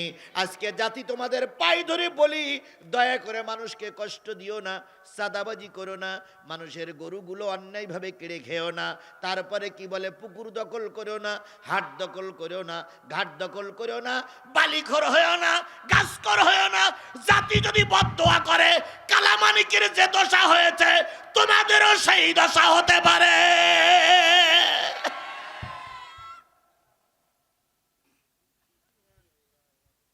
এরকম হোক, এটাকে আমরা চাই, এই জন্য আমরা উপদেশ দেই। কিন্তু ওরা উল্টোটাই বোঝে। ওরা মনে করে হুজুররা আমাদের শত্রু। না রে ভাই, মরি গেলে জানাজা তো আমারই পড়া লাগবে। ওসি সাহেব জানাজা পড়তে আসবে, এসে তো ওসি সাহেব জানাজাই পড়তে পারবে না। আমারই তো জানাজা পড়তে হবে, তাহলে জানাজা পড়তে যাই কি বলতে হবে? দোয়া করতে হবে না? বলতে হবে আল্লাহ এই লোকটা ভালো ছিল, তুমি আর মাফ করে দাও, তাই বলতে হবে না?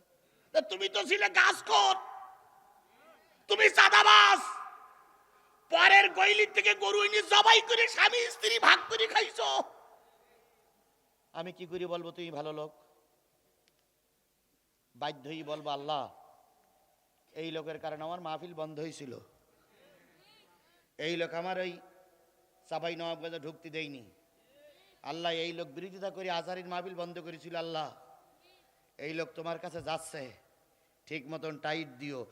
আল্লাহু আকবার। এই বলা ছাড়া আমার আর কিছু বলার আছে? জোরে বলেন বলার আছে? যদি আমি বলি লোকটা ভালো ছিল, তাহলে মিথ্যা কথা বলা হয়ে যাবে না ভাই? এই জন্য আমি মরার পরে মিথ্যা কথা বলতে পারবো না। যদি মনে করো তোমার জন্য হুজুরদের দোয়া লাগবে, তাহলে আজকের থেকে এই মুহূর্তের থেকে ভালো হয়ে কিসের পথে এসো।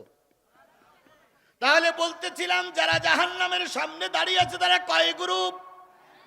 প্রথম গ্রুপ কারা? যারা নামাজ পড়ে না। তাহলে যারা নামাজ পড়ে না তারা যাবে কোথায়? আরো জোরে বলেন। এবার আসুন, যেই দলের লোক বেনামাজি বেশি, সেই দলটাও যাবে জাহান্নামে। প্রমাণটা কোথার থেকে নেবেন? ইয়াউমা নাদউ কুল্লা উনাসিম বিইমামিহিম, কিয়ামতের দিন প্রত্যেকটা দলের লিডার সহ অনুসারীদের ডাকা হবে। দলের লিডার সামনে থাকবে, আপনারা থাকবেন পিছনে।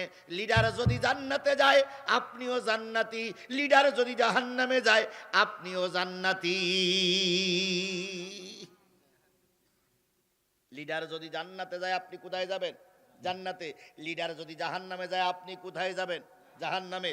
এবার বলুন তো, আমার এখানে যদি নৌকা মারা থাকে তাহলে আমি কোন দলের লোক? আমলিগের লোক। এই যে হুজুরির এখানে যদি কি বলে ধানের শীষ মারা থাকে তাহলে হুজুর কোন দলের লোক? বিএনপি। এই যে যুবক বসে আছে, এই যুবকের বুকে যদি মারা থাকে দাঁড়িপাল্লা, জামাত।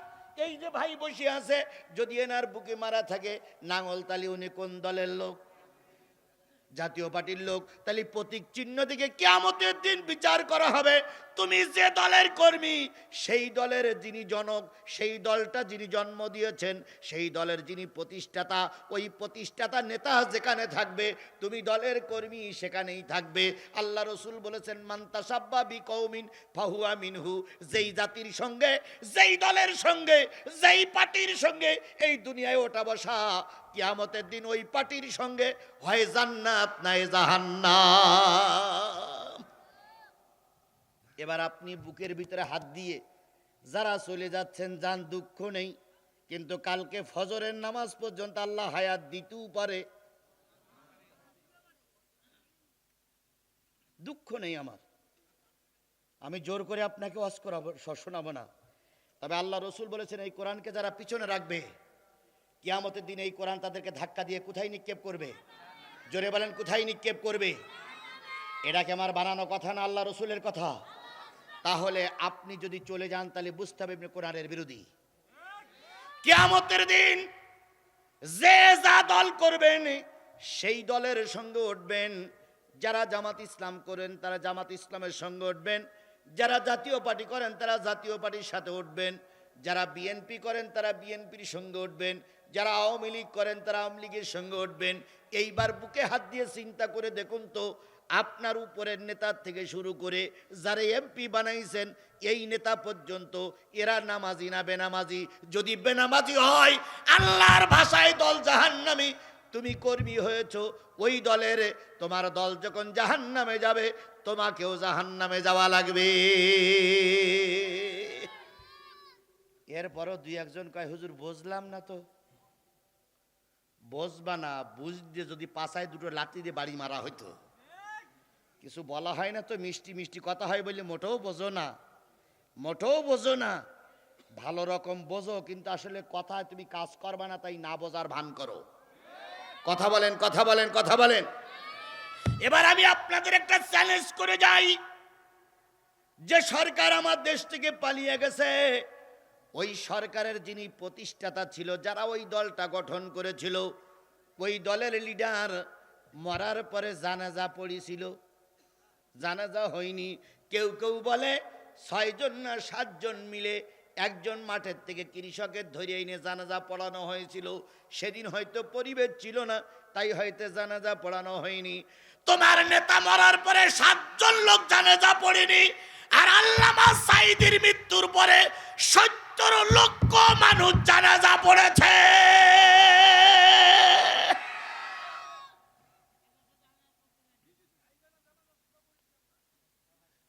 কথাকে আমি বাড়াই বললাম না ঠিক বললাম? আমার সাতক্ষীরার পাশেই পিরোজপুর জেলা। 10টা পর্যন্ত আমরা উপরের নির্দেশের অপেক্ষায় ছিলাম, জানা যায় যাবো কি যাব না, যাবো কি যাব না। 9:30 পর্যন্ত নির্দেশ ছিল জানা যায় যাওয়া যাবে না। 9:45টার সময় নির্দেশ আসলো, যে যা যাবেন সতর্ক অবলম্বন করবেন, কারণ মোড়ে মোড়ে কিন্তু ওত পেতে বসে আছে ওই সরকারের ওই দোসর বাহিনী। আমরা রিস্ক নিলাম, একটা মাইক্রো ভাড়া করলাম, দলের সিনিয়র কিছু নেতাদেরকে পাঠালাম, আমার ছেলে আর আমাদের কিছু লোক মোটরসাইকেলে চলে গেল। জানা যায় যাওয়ার পরে খোদার কসম কোরআন শরীফ ছুঁয়ে বলতেছি, 5 মাইল 5 কিলোমিটার দূরে গাড়ি বন্ধ হয়ে গেল। তার মানে এত মানুষ যে এই 5 কিলোমিটার যেতে গেলে পায়ে হেঁটে যাওয়া লাগবে, গাড়ি যাওয়ার কোনো সুযোগ নাই। আমি যে পাশে ঢুকি, যে পাশে 5 কিলোমিটার, আর ও পাশে যারা আসছে তারাও 5 কিলোমিটার। 10 কিলোমিটার মানুষ লোকে লোকারণ্য হলে কয় লক্ষ মানুষ জানাজায় অংশগ্রহণ করতে পারে? আর তোমরা তাদের বলো রাজাকার, বিয়াদব, বেতামিজ, বিআক্কেল। তোমাদের কাক্কল মোটেও নাই। 7 জন লোক জানাজায় পড়লো না, আর 70 লক্ষ লোক যার জানাজায় পড়লো। এখনো পর্যন্ত একটা জিনিস চ্যালেঞ্জ করেন, এখনো পর্যন্ত রাত দিন 24 ঘন্টা আল্লামা সাঈদীর কবর জিয়ারাত করার জন্য লোক আসতেই আছে, আসতেই আছে, আসতেই আছে। আপনি রাত 3টের সময় যাবেন, আমি বলে দিয়ে গেলাম, লিখে রাখেন, রাত 3টের সময় যাবেন, যেয়ে দেখবেন একদল লোক দোয়া করে বেরিয়ে আসতেছে। জিজ্ঞেস করুন ভাই আপনারা কোথায় থেকে আসতেন, ওনারা বলবে আমরা পঞ্চগড় থেকে এসেছি। আবার কিছুক্ষণ পরে আর একটা গাড়ি ঢুকলো, ভাই আপনারা কোথার থেকে এসেছেন, আমরা বরিশাল থেকে এসেছি। আপনারা কোথার থেকে এসেছেন, আমরা ভোলার থেকে এসেছি। আপনারা কোথার থেকে এসেছেন, আমরা ঠাকুরগাঁও থেকে এসেছি। যেই ব্যক্তির জনপ্রিয়তা আকাশচুম্বী, সেই ব্যক্তিরে বানালে তোমরা রাজাকার, বানাইছো তোমরা যুদ্ধ অপরাধী। কথা বলেন ঠিক না বে ঠিক? আর যেই ব্যক্তি এক ওয়াক্ত নামাজ কি সারা জীবনে পড়িনি, এক ওয়াক্ত নামাজ সারা জীবনে পড়েছে, এরম কোনো ডকুমেন্ট নেই, সেই ব্যক্তিরে বানাইলে তোমরা জাতির আব্বা। কি বানানো হলো? জাতির পিতা বানানো হলো। এই জাতির পিতা বানিয়ে সবচেয়ে বেশি অপমান করেছো তোমরা তারে। দেশ যখন স্বাধীন হলো, গলায় দড়ি বেঁধে জাতির আব্বারে যে কিভাবে নামাইলো রে ভাই, হুড় মুড় করে এসে ভেঙে পড়ল। জাতির পিতারে কি সর্বনাশটা তোমরা করেছো। এই দল যারা করো তাদের কাছে দাবি, যদি এই তোমাদের দলের সিনিয়র নেতারা নামাজি হয়, এরা যদি জান্নাতে যায় তুমিও জান্নাতি, যদি দলের সিনিয়র নেতারা জাহান্নামী হয় তুমিও জাহান্নামী। আগামীকাল এখানে একটা রাজনৈতিক সমাবেশ হবে। এই সমাবেশের পর মসজিদে আজান হয়ে গেল আসরের সালাতের। যদি দেখেন শতকরা 90% নেতা কর্মীরা নামাজ পড়তে চলে গেছে, তালি ধরে নেবেন ওই দলটা জান্নাতি দল। আর যদি দেখেন নেতা কর্মীরা শতকরা 90% ঘুরে বেড়াচ্ছে, দুই একজন বুড়ো মানুষ নামাজ পড়তে গেছে, তালি ধরে নিবেন ওই দলটা জাহান্নামী দল। আরেকটা জিনিস বলি, নেতা পরীক্ষা করার জন্য সামনে তো ভোট আসতেছে না ভাই, এখন তো বাক বাকুম করতেছে অনেকেই, আমরা এই করব সেই করব। আমরা কোরআন সুন্নাহর পক্ষে। আপনারা ওই নেতাদের, প্রতিটা নেতাদের মসজিদে দাওয়াত করবেন, দাওয়াত করে বলবেন যে ভাই একটু মাগরিবের নামাজ পড়াও তো। একদিনই 4 নেতা দাওয়াত করবেন না, 4 নেতা 4 দিন দাওয়াত করবেন। দাওয়াত করে কোন নামাজ ইমামতি করতে দেবেন? মাগরিবের নামাজে, জোহর আর আসরে দেবেন না। কি কোনো সমস্যা? ও বললু চালাবো না বললু চালাবো, আমার বলেও কিছু করতে পারবে না, না বলেও কিছু করতে পারবে না, আমার কিছুই করতে পারবেন না আপনারা। আপনাদের গত বছরেই শিবগঞ্জের এক মাহফিলে আসছিলাম, 3টে বোম পড়েছিল আমার মাহফিলে, কিছুই হয়নি আমার। আমার মঞ্চে ডাইরেক্ট গুলি করা হয়েছিল, আমি ডাই নিয়ে পাশে এ পাশে ঘুরিয়ে আবার মাহফিল করেছি, গুলি করিও আমার বন্ধ করতে পারোনি। গোটা দেশের পুলিশ এটা আমার ধরতে চাইছিল, আমার ধরতে পারিনি, আমি সেই মালের মাল। সুতরাং বন্ধ করতে চাইলে কিন্তু উল্টো কপান হবে। আল্লাহ আপনাকে আমাকে দিনের খাতিরে কবুল করুক। আর একটু জোরে বলেন আমিন, আরো জোরে বলেন আমিন। 4 নেতারে কয়দিন দাওয়াত করবেন? 4 দিনে আসার পরে বলবেন যে নেতা আপনি তো ওই 2 লক্ষ মানুষের ভোটে এমপি হবেন, আজকের মাগরিবের নামাজটা পড়ান। তাহলে আপনি যদি আজকে নামাজের ইমামতি করতে পারেন, আমরা মুসলমান আপনারা নেতা বানাবো। কথা ঠিক? তবে কোন ওক্তে দেবেন না, জোহর আর আসরের দেবেন না, কারণ ও তো গোপনে গোপনে পড়তে হয়, হয়তো কুলাল্লার জায়গায় ইন্না তাইনা দিয়ে ছেড়ে চলে যাবে। আর তাই তো পড়ুক আর না পড়ুক আসসালামু আলাইকুম আসসালামু আলাইকুম বলে চলে যাবে। এই জন্য জোহর আর আসরে দেবেন না, কোন ওক্তে দেবেন? মাগরিব অথবা এশায়। যদি সহি করে ইমামতি করতে পারে তাহলে বলবেন যে মসজিদের 200 লোকের ইমাম হতে পারবে যে লোক, সে লোক 2 লক্ষ মানুষের ইমাম হতে পারবে। তাহলে আমি আপনাকে বলতে চাইছি, বুঝাতে চাইছি যে দলের নেতা কর্মীরা নামাজি বেশি, সেই দল যাবে আল্লাহর জান্নাতে। তাহলে এবার কোন দলের নেতা কর্মীরা নামাজি বেশি, এগুলো কি ব্যাখ্যা করে বলা লাগবে? এগুলো কি ব্যাখ্যা করে বলা লাগবে? তাহলে আজকের থেকে টার্গেট নেব, যে দলের নেতা কর্মী নামাজি বেশি আমরা ওই দলেই থাকব। তাহলে নামাজি লোকদের সঙ্গে থাকতে হবে। কারা কারা রাজি আছেন 2 হাত উঁচু করে দেখান। হাত নামান, হাত নামান, হাত নামান, হাত নামান। আচ্ছা বলুন তো, আমি নামাজি লোকের সঙ্গে থাকতে বলেছি, কোনো দলের নাম বলেছি? আমি কি জামাত বিএনপি আমলিগির কারোর নাম বলেছি? আমি বলেছি কের সঙ্গে থাকতে হবে? নামাজি লোকদের সঙ্গে থাকতে হবে। আপনারা সবাই নামাজি লোকদের সঙ্গে থাকতে রাজি আছেন তো? সবাই রাজি আছেন তো? আমি আমার জীবনে ছোট্ট একটা কথা বলি, আমার কথা আমি প্রায় বলতে চাই না।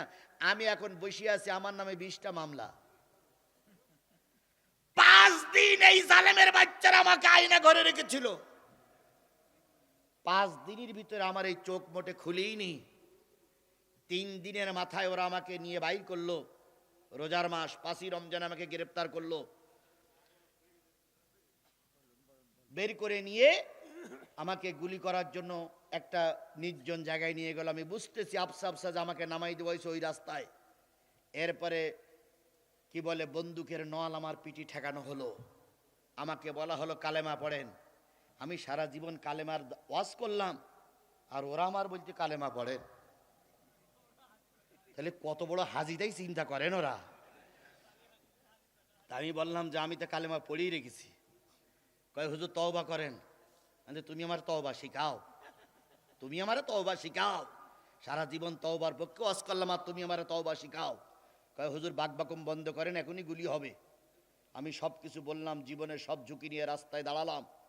ওরা পিছন দিক থেকে গুলি করলো, কিন্তু আল্লাহর কি খেলা, গুলি বাহির হলো না। আল্লাহর কি খেলা, বন্দুকের ওরা মেশিন চাপ দিল, কিন্তু গুলি বাহির হলো না।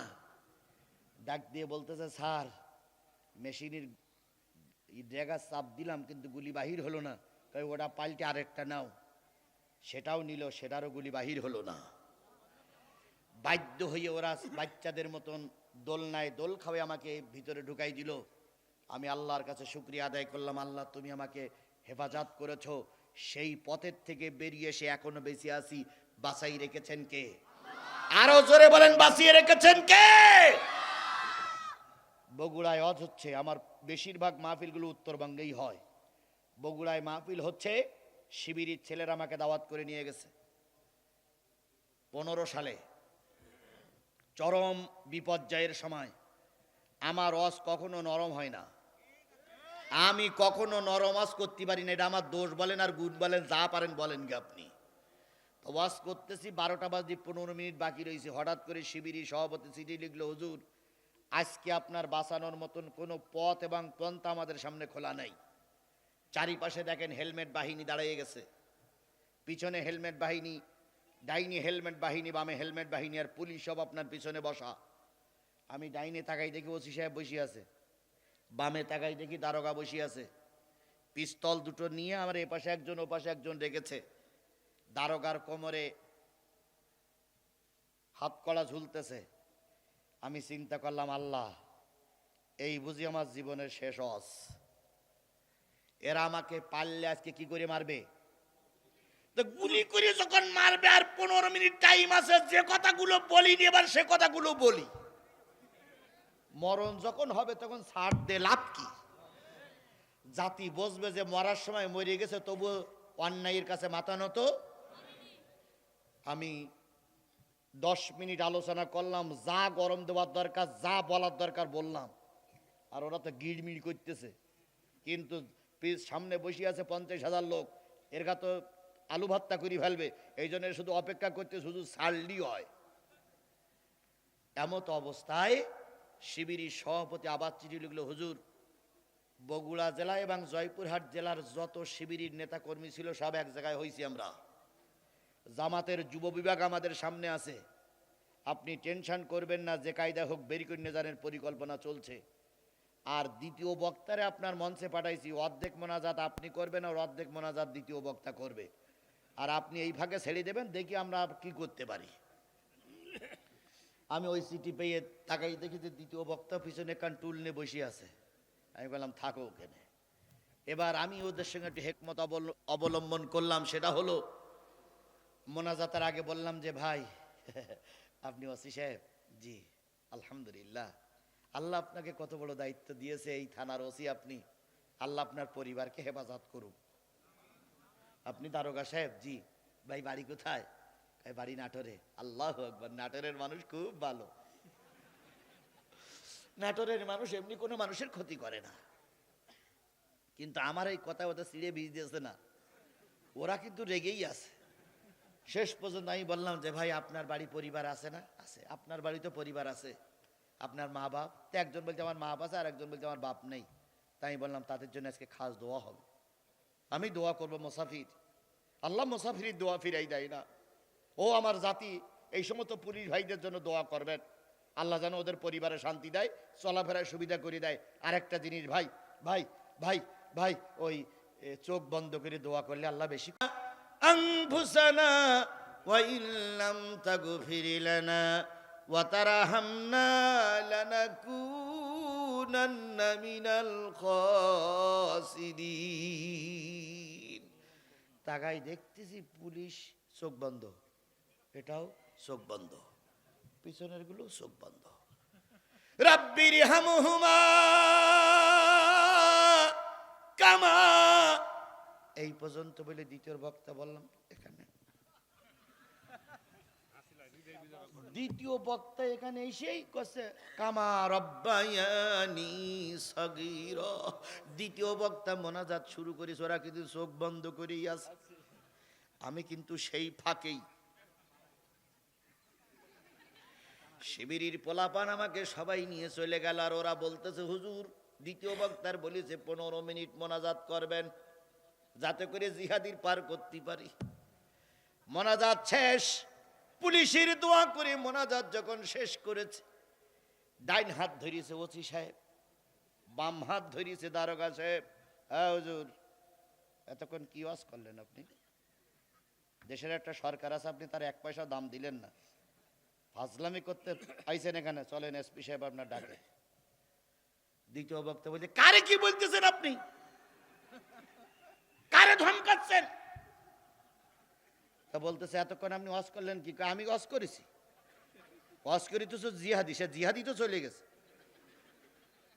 তখন বলতে আপনি সে লোক না? তো বলতে আমলিগির লোকের কাছে শুনে দেখেন আমি সেই লোক কিনা।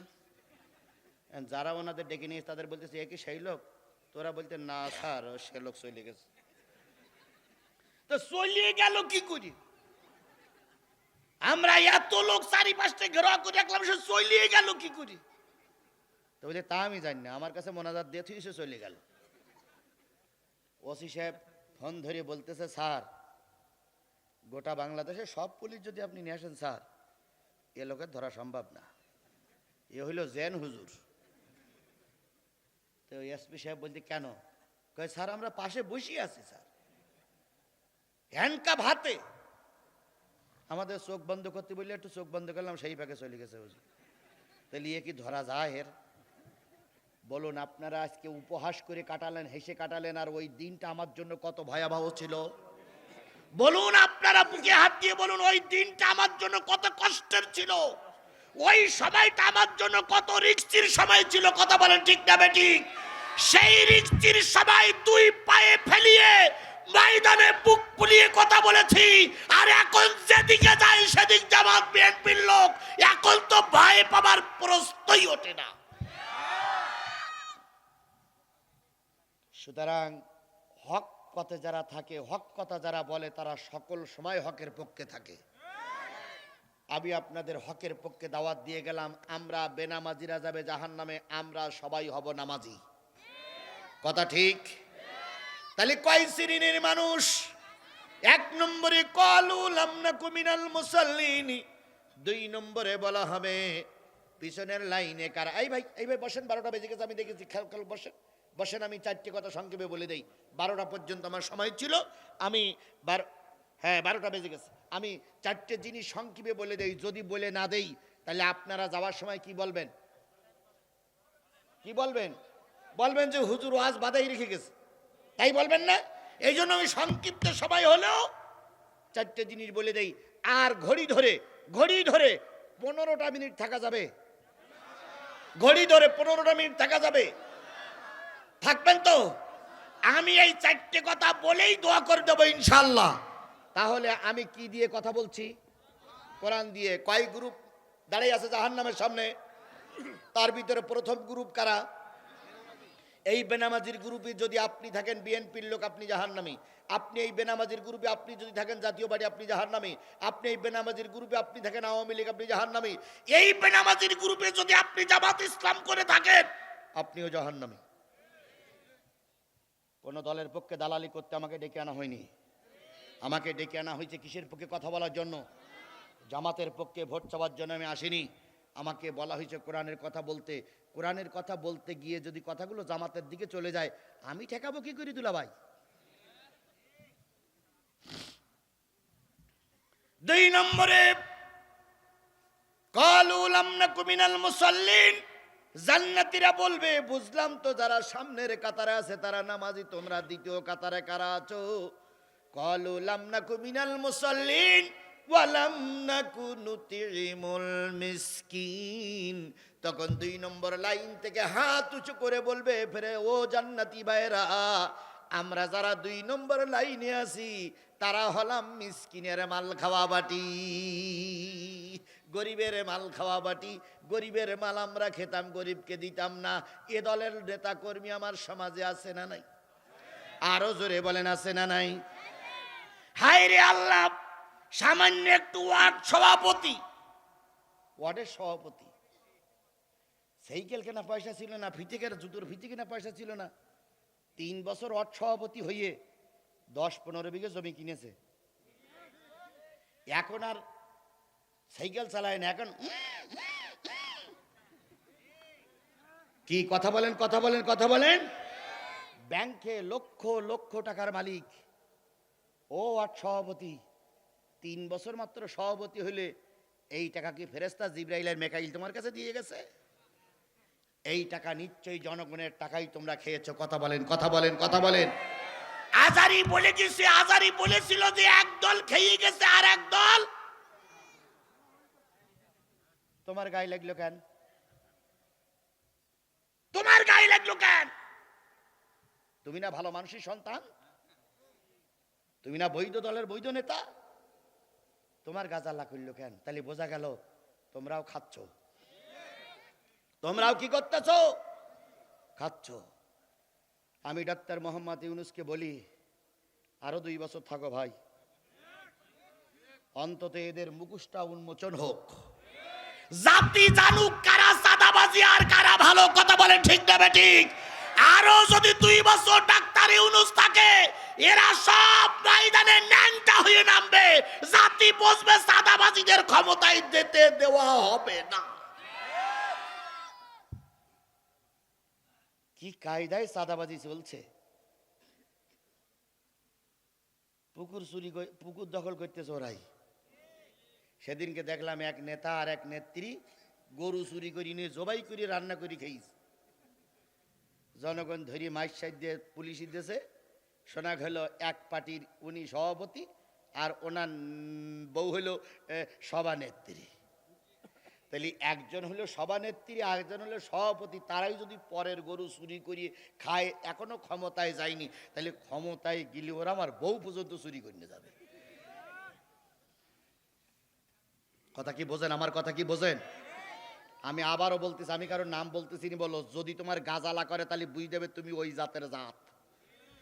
তাহলে বোঝা গেল যারা এতিমের মাল খায় তারা যাবে কোথায়? আরো জোরে বলেন, তারা যাবে কোথায়? এই এতিমের মাল যদি জামাত ইসলাম খেয়ে থাকে বা খায় বা খাওয়ার চিন্তা ভাবনা করে, জামাত ইসলামকে আমরা সাপোর্ট করতে পারি? আরো জোরে বলেন, সাপোর্ট করতে পারি না। সুতরাং জামাত ইসলাম সম্পর্কে আপনাদের একটা ভোটে দিয়ে গেলাম। যদি মনে করেন, যদি মনে করেন, যদি মনে করেন 4টে দল বাংলাদেশে বড় বড় দল, 4টে দল বাংলাদেশে বড় বড় দল, 3টা দলকে পরীক্ষা করেছি, আর একটা দলকে একবার একটু পরীক্ষা করতে চাই, এইটা যদি আপনি মনে করেন আগামী নির্বাচনে ইসলামপন্থী দলকে বিজয় করবে, তবে আমার বিশ্বাস গোটা বাংলাদেশ সফর করে আমার যা ধারণা হয়েছে, এই অবস্থা যদি বিরাজ করতে থাকে, এই অবস্থা যদি চলতে থাকে, লিখে রাখুন 2% ভোট নয়, লিখে রাখুন আগামী নির্বাচনে 60 থেকে 70% ভোটে টুপিওয়ালারাই ক্ষমতায় যাবে।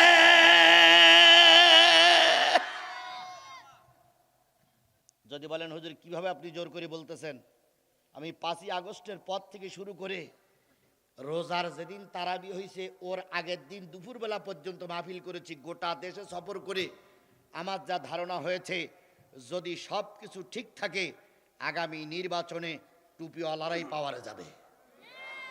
এখন গোটা বাংলাদেশে একটাই মাত্র আওয়াজ উঠেছে, সকল দলের দেখা শেষ, টুপিওয়ালার বাংলাদেশ। সকল দলের দেখা শেষ।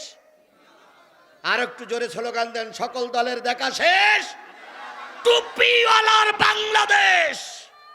এই টুপিওয়ালাদের বাংলাদেশ বিনির্মাণে আপনাকে অংশগ্রহণ করার আহ্বান জানাচ্ছে ইসলাম। কথা বলেন ঠিক না ঠিক? আমি আপনাদের কাছে একটা ওয়াদা নিতে চাই, সেটা হলো আগামী নির্বাচনে আমি আমার সাতক্ষীরার 4টি আসন, 4টি আসনেই টুপিওয়ালাদেরকে উপহার দেব ইনশাআল্লাহ। আমি আগের থেকে বলে গেলাম, যদি কোনো অরাজকতা না হয়, যদি কোনো পারমাণবিক বোমা আমাদের ঘাড়ের পরে না পড়ে, তাহলে আমরা সাতক্ষীরার মানুষ 4টি আসন টুপিওয়ালাদের উপহার দেব। আপনার এই আসনটা আপনারা কি টুপিওয়ালাদের উপহার দিতে পারবেন? আপনাদের এই আসনটা কি টুপিওয়ালাদের উপহার দিতে পারবেন? আপনারা এই আসনটা কি টুপিওয়ালাদের উপহার দিতে পারবেন? অন্য 300 আসনের ভিতরে 299টা আসন ফেল করুক, কোনো দুঃখ নাই, কিন্তু আপনার আসনটা টুপিওয়ালাদের দিতে হবে। অন্য আসন সম্পর্কে আপনাদের কাছে আমার কোনো প্রশ্ন নেই। আপনার প্রশ্ন আমার আজকের এই চিল্লা চিল্লি, আমার এই জীবনের ঝুঁকি নেওয়া, আমার এই রক্ত ঝরানো, আমার এই কষ্ট করা তখনই সফল এবং সার্থক হবে যেদিন নির্বাচনের পরে আমি শুনবো যে চাঁপাইনবাবগঞ্জের কয় আসন, এটা 3 আসন টুপিওয়ালারা পাস করেছে। সেদিন আমি খুশি হব, আল্লাহ খুশি হবে, রাসূল খুশি হবে। এই জন্য আপনাদের কাছে দাবি করে গেলাম 3 আসনটা আমরা টুপিওয়ালার জন্য বাজেট করব। আমার কথার সঙ্গে আপনারা একমত তো? আল্লাহ আমাদের সবাইকে টুপিওয়ালাদের পক্ষে থাকার তৌফিক দান করুক। আমার পিছন দিক থেকে কয়েকজন ভাই বলেছে জামাত ইসলাম। জামাত ইসলামের নাম বলে আমি আপনাদের কাছে কালারিং হব না। টুপিওয়ালারা জামাত ইসলাম, টুপিওয়ালারা হেফাজত, টুপিওয়ালারা চরমনাই, টুপিওয়ালারা তাবলিগ, টুপিওয়ালারা পাবলিক, টুপিওয়ালারা আমলিগ, টুপিওয়ালারা বিএনপি, টুপিওয়ালারা জাতীয় পার্টি। সুতরাং আমরা সবাই টুপিওয়ালাদের পক্ষে। কিসের পক্ষে? আরেকটা আশ্বস্ত করে যাই, সেটা হলো প্রতিটা নির্বাচনের সময় এক মৌলবী আর এক মৌলবীর বিরুদ্ধে ফতোয়া দিত, কিন্তু আগামী নির্বাচনে আর ফতোয়া দেওয়া চলবে না। যদি বলেন কেন, আপনি বললি কি ফতোয়া বন্ধ হবে? হ্যাঁ, এখান থেকে মাসখান আগে বাংলাদেশ জামাত ইসলামের আমির ডাক্তার মোহাম্মদ শফিকুর রহমান, তিনি গিয়েছিলেন চরমনাই হুজুরির বাড়ি। দেখেছেন আপনারা? চরমনাই হুজুরির বাড়িতে যে হঠাৎ করে যখন উনি ঠেলে উঠলেন, চরমনাই হুজুরির চোখ বড় বড় হয়ে গেছে। কিরে, যাদের সম্পর্কে এত ফতোয়া দিয়েছি, যাদের বিরুদ্ধে এত কথা বলেছি, তারা আমাদের বাড়ি? উনি বেরিয়ে এসে হুজুরির হাতে চুমো দিলেন, ডাক্তার মোহাম্মদ শফিকুর রহমানের হাতে চুমো দিলেন, আর ডাক্তার মোহাম্মদ শফিকুর রহমান চরমনাই পীর সাহেবের কপালে চুমা দিলেন। দুইজন মোলাকাত করলেন, মোয়ানাকা করলেন, মোসাবা করলেন, এক জায়গায় বসে খাইলেন, ঘন্টা দেড়েক কথা বললেন। যখন বেরিয়ে আসে সাংবাদিকরা, সংবাদ পেয়ে সব গেছে, সাংবাদিকরা জিজ্ঞেস করলেন, হুজুর আমাদের সামনে কিছু বলুন। তখন চরমনাই হুজুর আর জামাতের আমির দুইজনে বলল, আগামী নির্বাচন যখন হোক, যেদিন হোক, 2 দলের ভোটের বাক্স হবে এক। 2 দলের ভোটের বাক্স কি হবে? তাহলে বাংলাদেশ জামাত ইসলাম আর চরমনাই হুজুরের 2টো দল যদি এক হয়ে যায়, বাকি থাকলো আর ছোট ছোট 3টে ইসলামী দল। একটা হচ্ছে হেফাজত ইসলাম, আরেকটা হচ্ছে খেলাফত আন্দোলন, আরেকটা হচ্ছে খেলাফত মজলিস। এখান থেকে রমজানের কয়েকদিন আগে 3 দল একজোট হয়ে বলেছে যে বড় বড় 2টো ইসলামী দল এক হয়ে গেছে, আমরাও ওই সঙ্গে। তাহলে 5টা ইসলামী দল যদি কোরআন কায়েমের পক্ষে আসে, কোন পার্টি কোন কি বললো আমাদের দেখার বিষয় নয়। এই 5টা ইসলামী টুপিওয়ালা দল যদি একজোট থাকে, আমি স্পষ্ট করে বলে দিতে পারি, আগামী সংসদ হবে কোরআনের সংসদ, আগামী দেশ হবে কোরআনের দেশ। এই কোরআনের দেশ তৈরি করার জন্য আপনাকে আমাকে আহ্বান জানাচ্ছে কে? সেই ডাকে কি আপনারা সাড়া দিতে রাজি আছেন? সবাই মিলে বলেন রাজি আছেন? কারা কারা রাজি আছেন? 2 হাত তুলে মালিকের দেখান। জোরে একটা তাকবীর হবে, নারে তাকবীর, লিল্লাহে তাকবীর। আল্লাহ আমাদের এই ওহদার পরে টিকে থাকার তৌফিক দান করুক। তাহলে 2 নম্বরে যারা দাঁড়িয়ে আছে, তারা কি খাওয়া পার্টি? গরিবের মাল খাওয়া পার্টি, এতিমের মাল খাওয়া পার্টি। আমার দেশে ছিল না? ছিল না? এখনো পালিয়ে পালিয়ে আছে না নাই?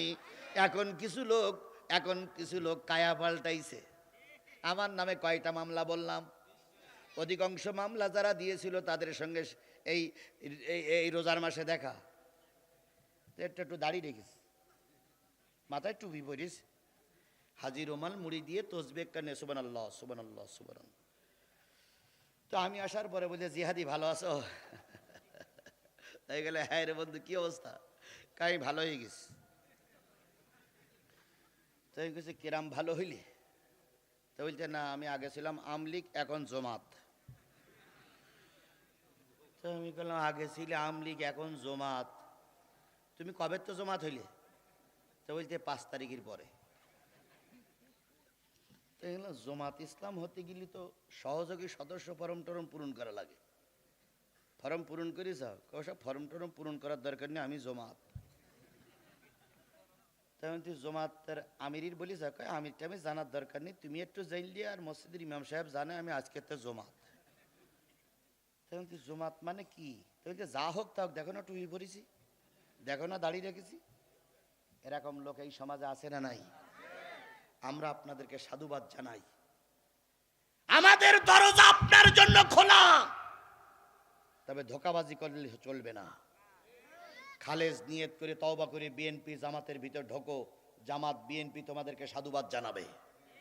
কিন্তু যদি মনের ভিতরে ফাঁক থাকে তাহলে আগের মাজ্জা দেখেছো, আগের মাজ্জা দেখেছো, এসি ডবল মারির জন্য অপেক্ষায় থাকো। খোদার কসম, একবার ক্ষমা করা হয়েছে, দ্বিতীয়বার আর ক্ষমা করা হবে না। যদি আবারও গাদ্দারি করতে চাও, এবার প্রত্যেকটার ঠ্যাং গুঁড়ো করে হাসপাতালে ফেলাই রাখা হবে। বাংলার জনগণ দ্বিতীয়বার আর ক্ষমা করবে না। ফাজলামি যা করিস ওই পর্যন্ত করিস, আর ফাজলামি করার চিন্তা ভাবনা করিও না। সেটা ভুলে করি থাকো আর ভালোভাবে করি থাকো, করিছো। আর ফাজলামি করলে জনগণ আর ক্ষমা করবে না। কথা বলেন ঠিক না বে ঠিক? যদি কেউ শাসন করতে না পারেন আমার কাছে ফোন করবেন, আমি 1 লাইশও চামড়া খুলে লবণ দেবো। তাহলে 2 নম্বরে এতিমের মাল খাওয়া পার্টি। সেই সময়ও যারা এতিমের মাল খেয়েছে তারা যাবে জাহান্নামে। আজকেও যারা গরিবের মাল খাচ্ছে তারা যাবে কোথায়? কার বক্তব্য? ওয়াকুন্না নাখুদু মাল খায়দিন।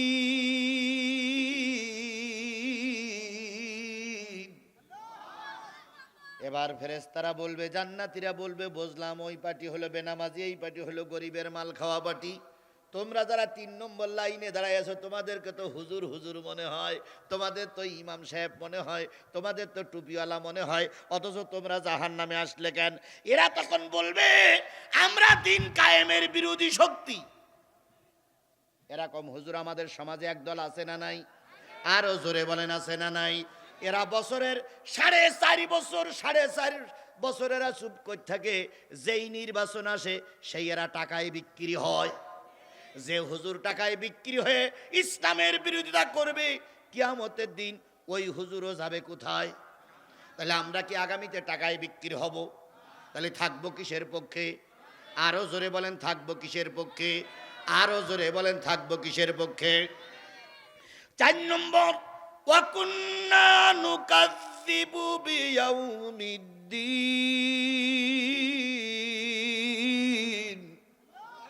4 নম্বর লাইনে তোমরা কারা দাঁড়িয়ে আছো একটু বলো। এবার 4 নম্বর লাইনের লোকগুলো বলবে আমরা হলাম পরকাল অস্বীকারী। হুজুর আওয়াজ করতো ঠিকই, ওয়াজ করে চলে যেত, আমরা আওয়াজ শুনতাম কিন্তু মানতাম না, আমরা সেই পার্টি। তাহলে জাহান্নামে যাবে কয় পার্টি? 1 নম্বর কারা? 2 নম্বর এতিমের গরিবের মাল খাওয়া পার্টি। 3 নম্বর ইসলামী আন্দোলনের বিরোধী শক্তি। 4 নম্বর পরকাল স্বীকারী। এই প্রশ্ন যখন চলছিল, জান্নাতি আর জাহান্নামীদের সেই কথোপকথন চলছিল, জাহান্নামী ফেরেশতারা চুপচাপ দাঁড়াই দাঁড়াই শুনতেছিল যে ওরা তো এক এলাকার মানুষ, দেখি ওরা কি বলে। 2 গ্রুপের কথাবার্তা বলা শেষ। এবার জাহান্নামের ফেরেশতারা কি বলবে? চা খাওয়ার দাওয়াত দেবে যে এইসব ভাই চা নিয়ে বসে আছে, তাই বলবে। কি বলবে সেটা শুনবেন না? সেটা একটু বলি, হয়ে গেছে সেটা বলি। সেটা বলতেছে, আল্লাহ বলতেছে কিলা দুখুলু আবওয়াবা জাহান্নাম। এতক্ষণ জাহান্নামের ফেরেশতারা চুপ করে শুনেছে। এরা জিজ্ঞেস করে তোরা কারা? ওরা বললে ওরা বেনামাজি, আমরা গরিবের মাল খাওয়া পার্টি, আমরা ইসলামী আন্দোলনের বিরোধী শক্তি, আমরা পরকাল অস্বীকারী। ফেরেশতারা এতক্ষণ শুনে বলতেছে ও তোমরা তাহলে শেখ হাসিনার লোক, তোমরা তাহলে ট্রাম্পের লোক, তোমরা তাহলে ইসরায়েলির লোক, তোমরা তাহলে ভারতের মোদির লোক। তাহলে এই জন্য তোমরা এই 4 দলে বিভক্ত হয়ে গেছো। এবার ফেরেশতারা বলবে কিলা দুখুলো আবু আবা জাহান্নাম, ঢোক ঢোক, এই ফিরাউনের বাচ্চা ঢোক। কোন জায়গায়? জাহান্নামে ঢোক। খালিদিনা ফিহা, অনন্তকাল এখানে থাকবি। কেউ তোর সুপারিশ করতে আসবে না, কেউ তোর বের করবে না, ঢোক।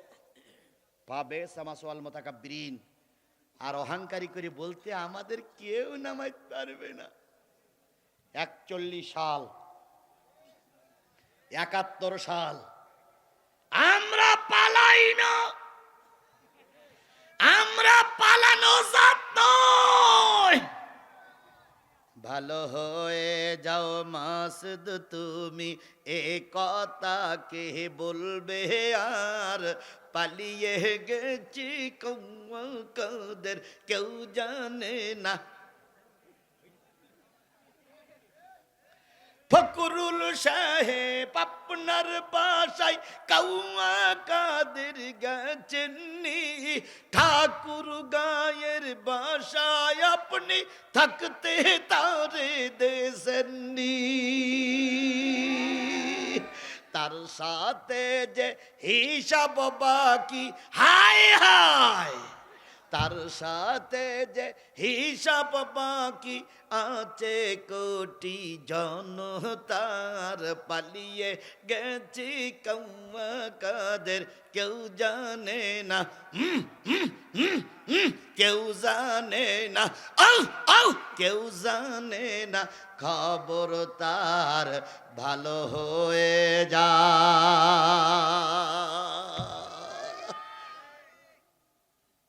কয় শ্রেণীর মানুষ? ওই 4 শ্রেণীর মানুষ কি আপনি হতে চান? তাহলে আজকের থেকে টার্গেট নিতে হবে, আপনি নামাজ পড়বেন, সালাত আদায় করবেন, ইনশাল্লাহ বলেন।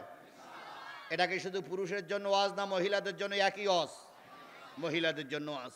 যারা গরিবের মাল খায় তাদের সঙ্গে আমরা থাকবো, যারা বরং গরিবের মালকে গরিবের কাছে পৌঁছাই দেয় আমরা তাদের সঙ্গেই থাকবো ইনশাল্লাহ।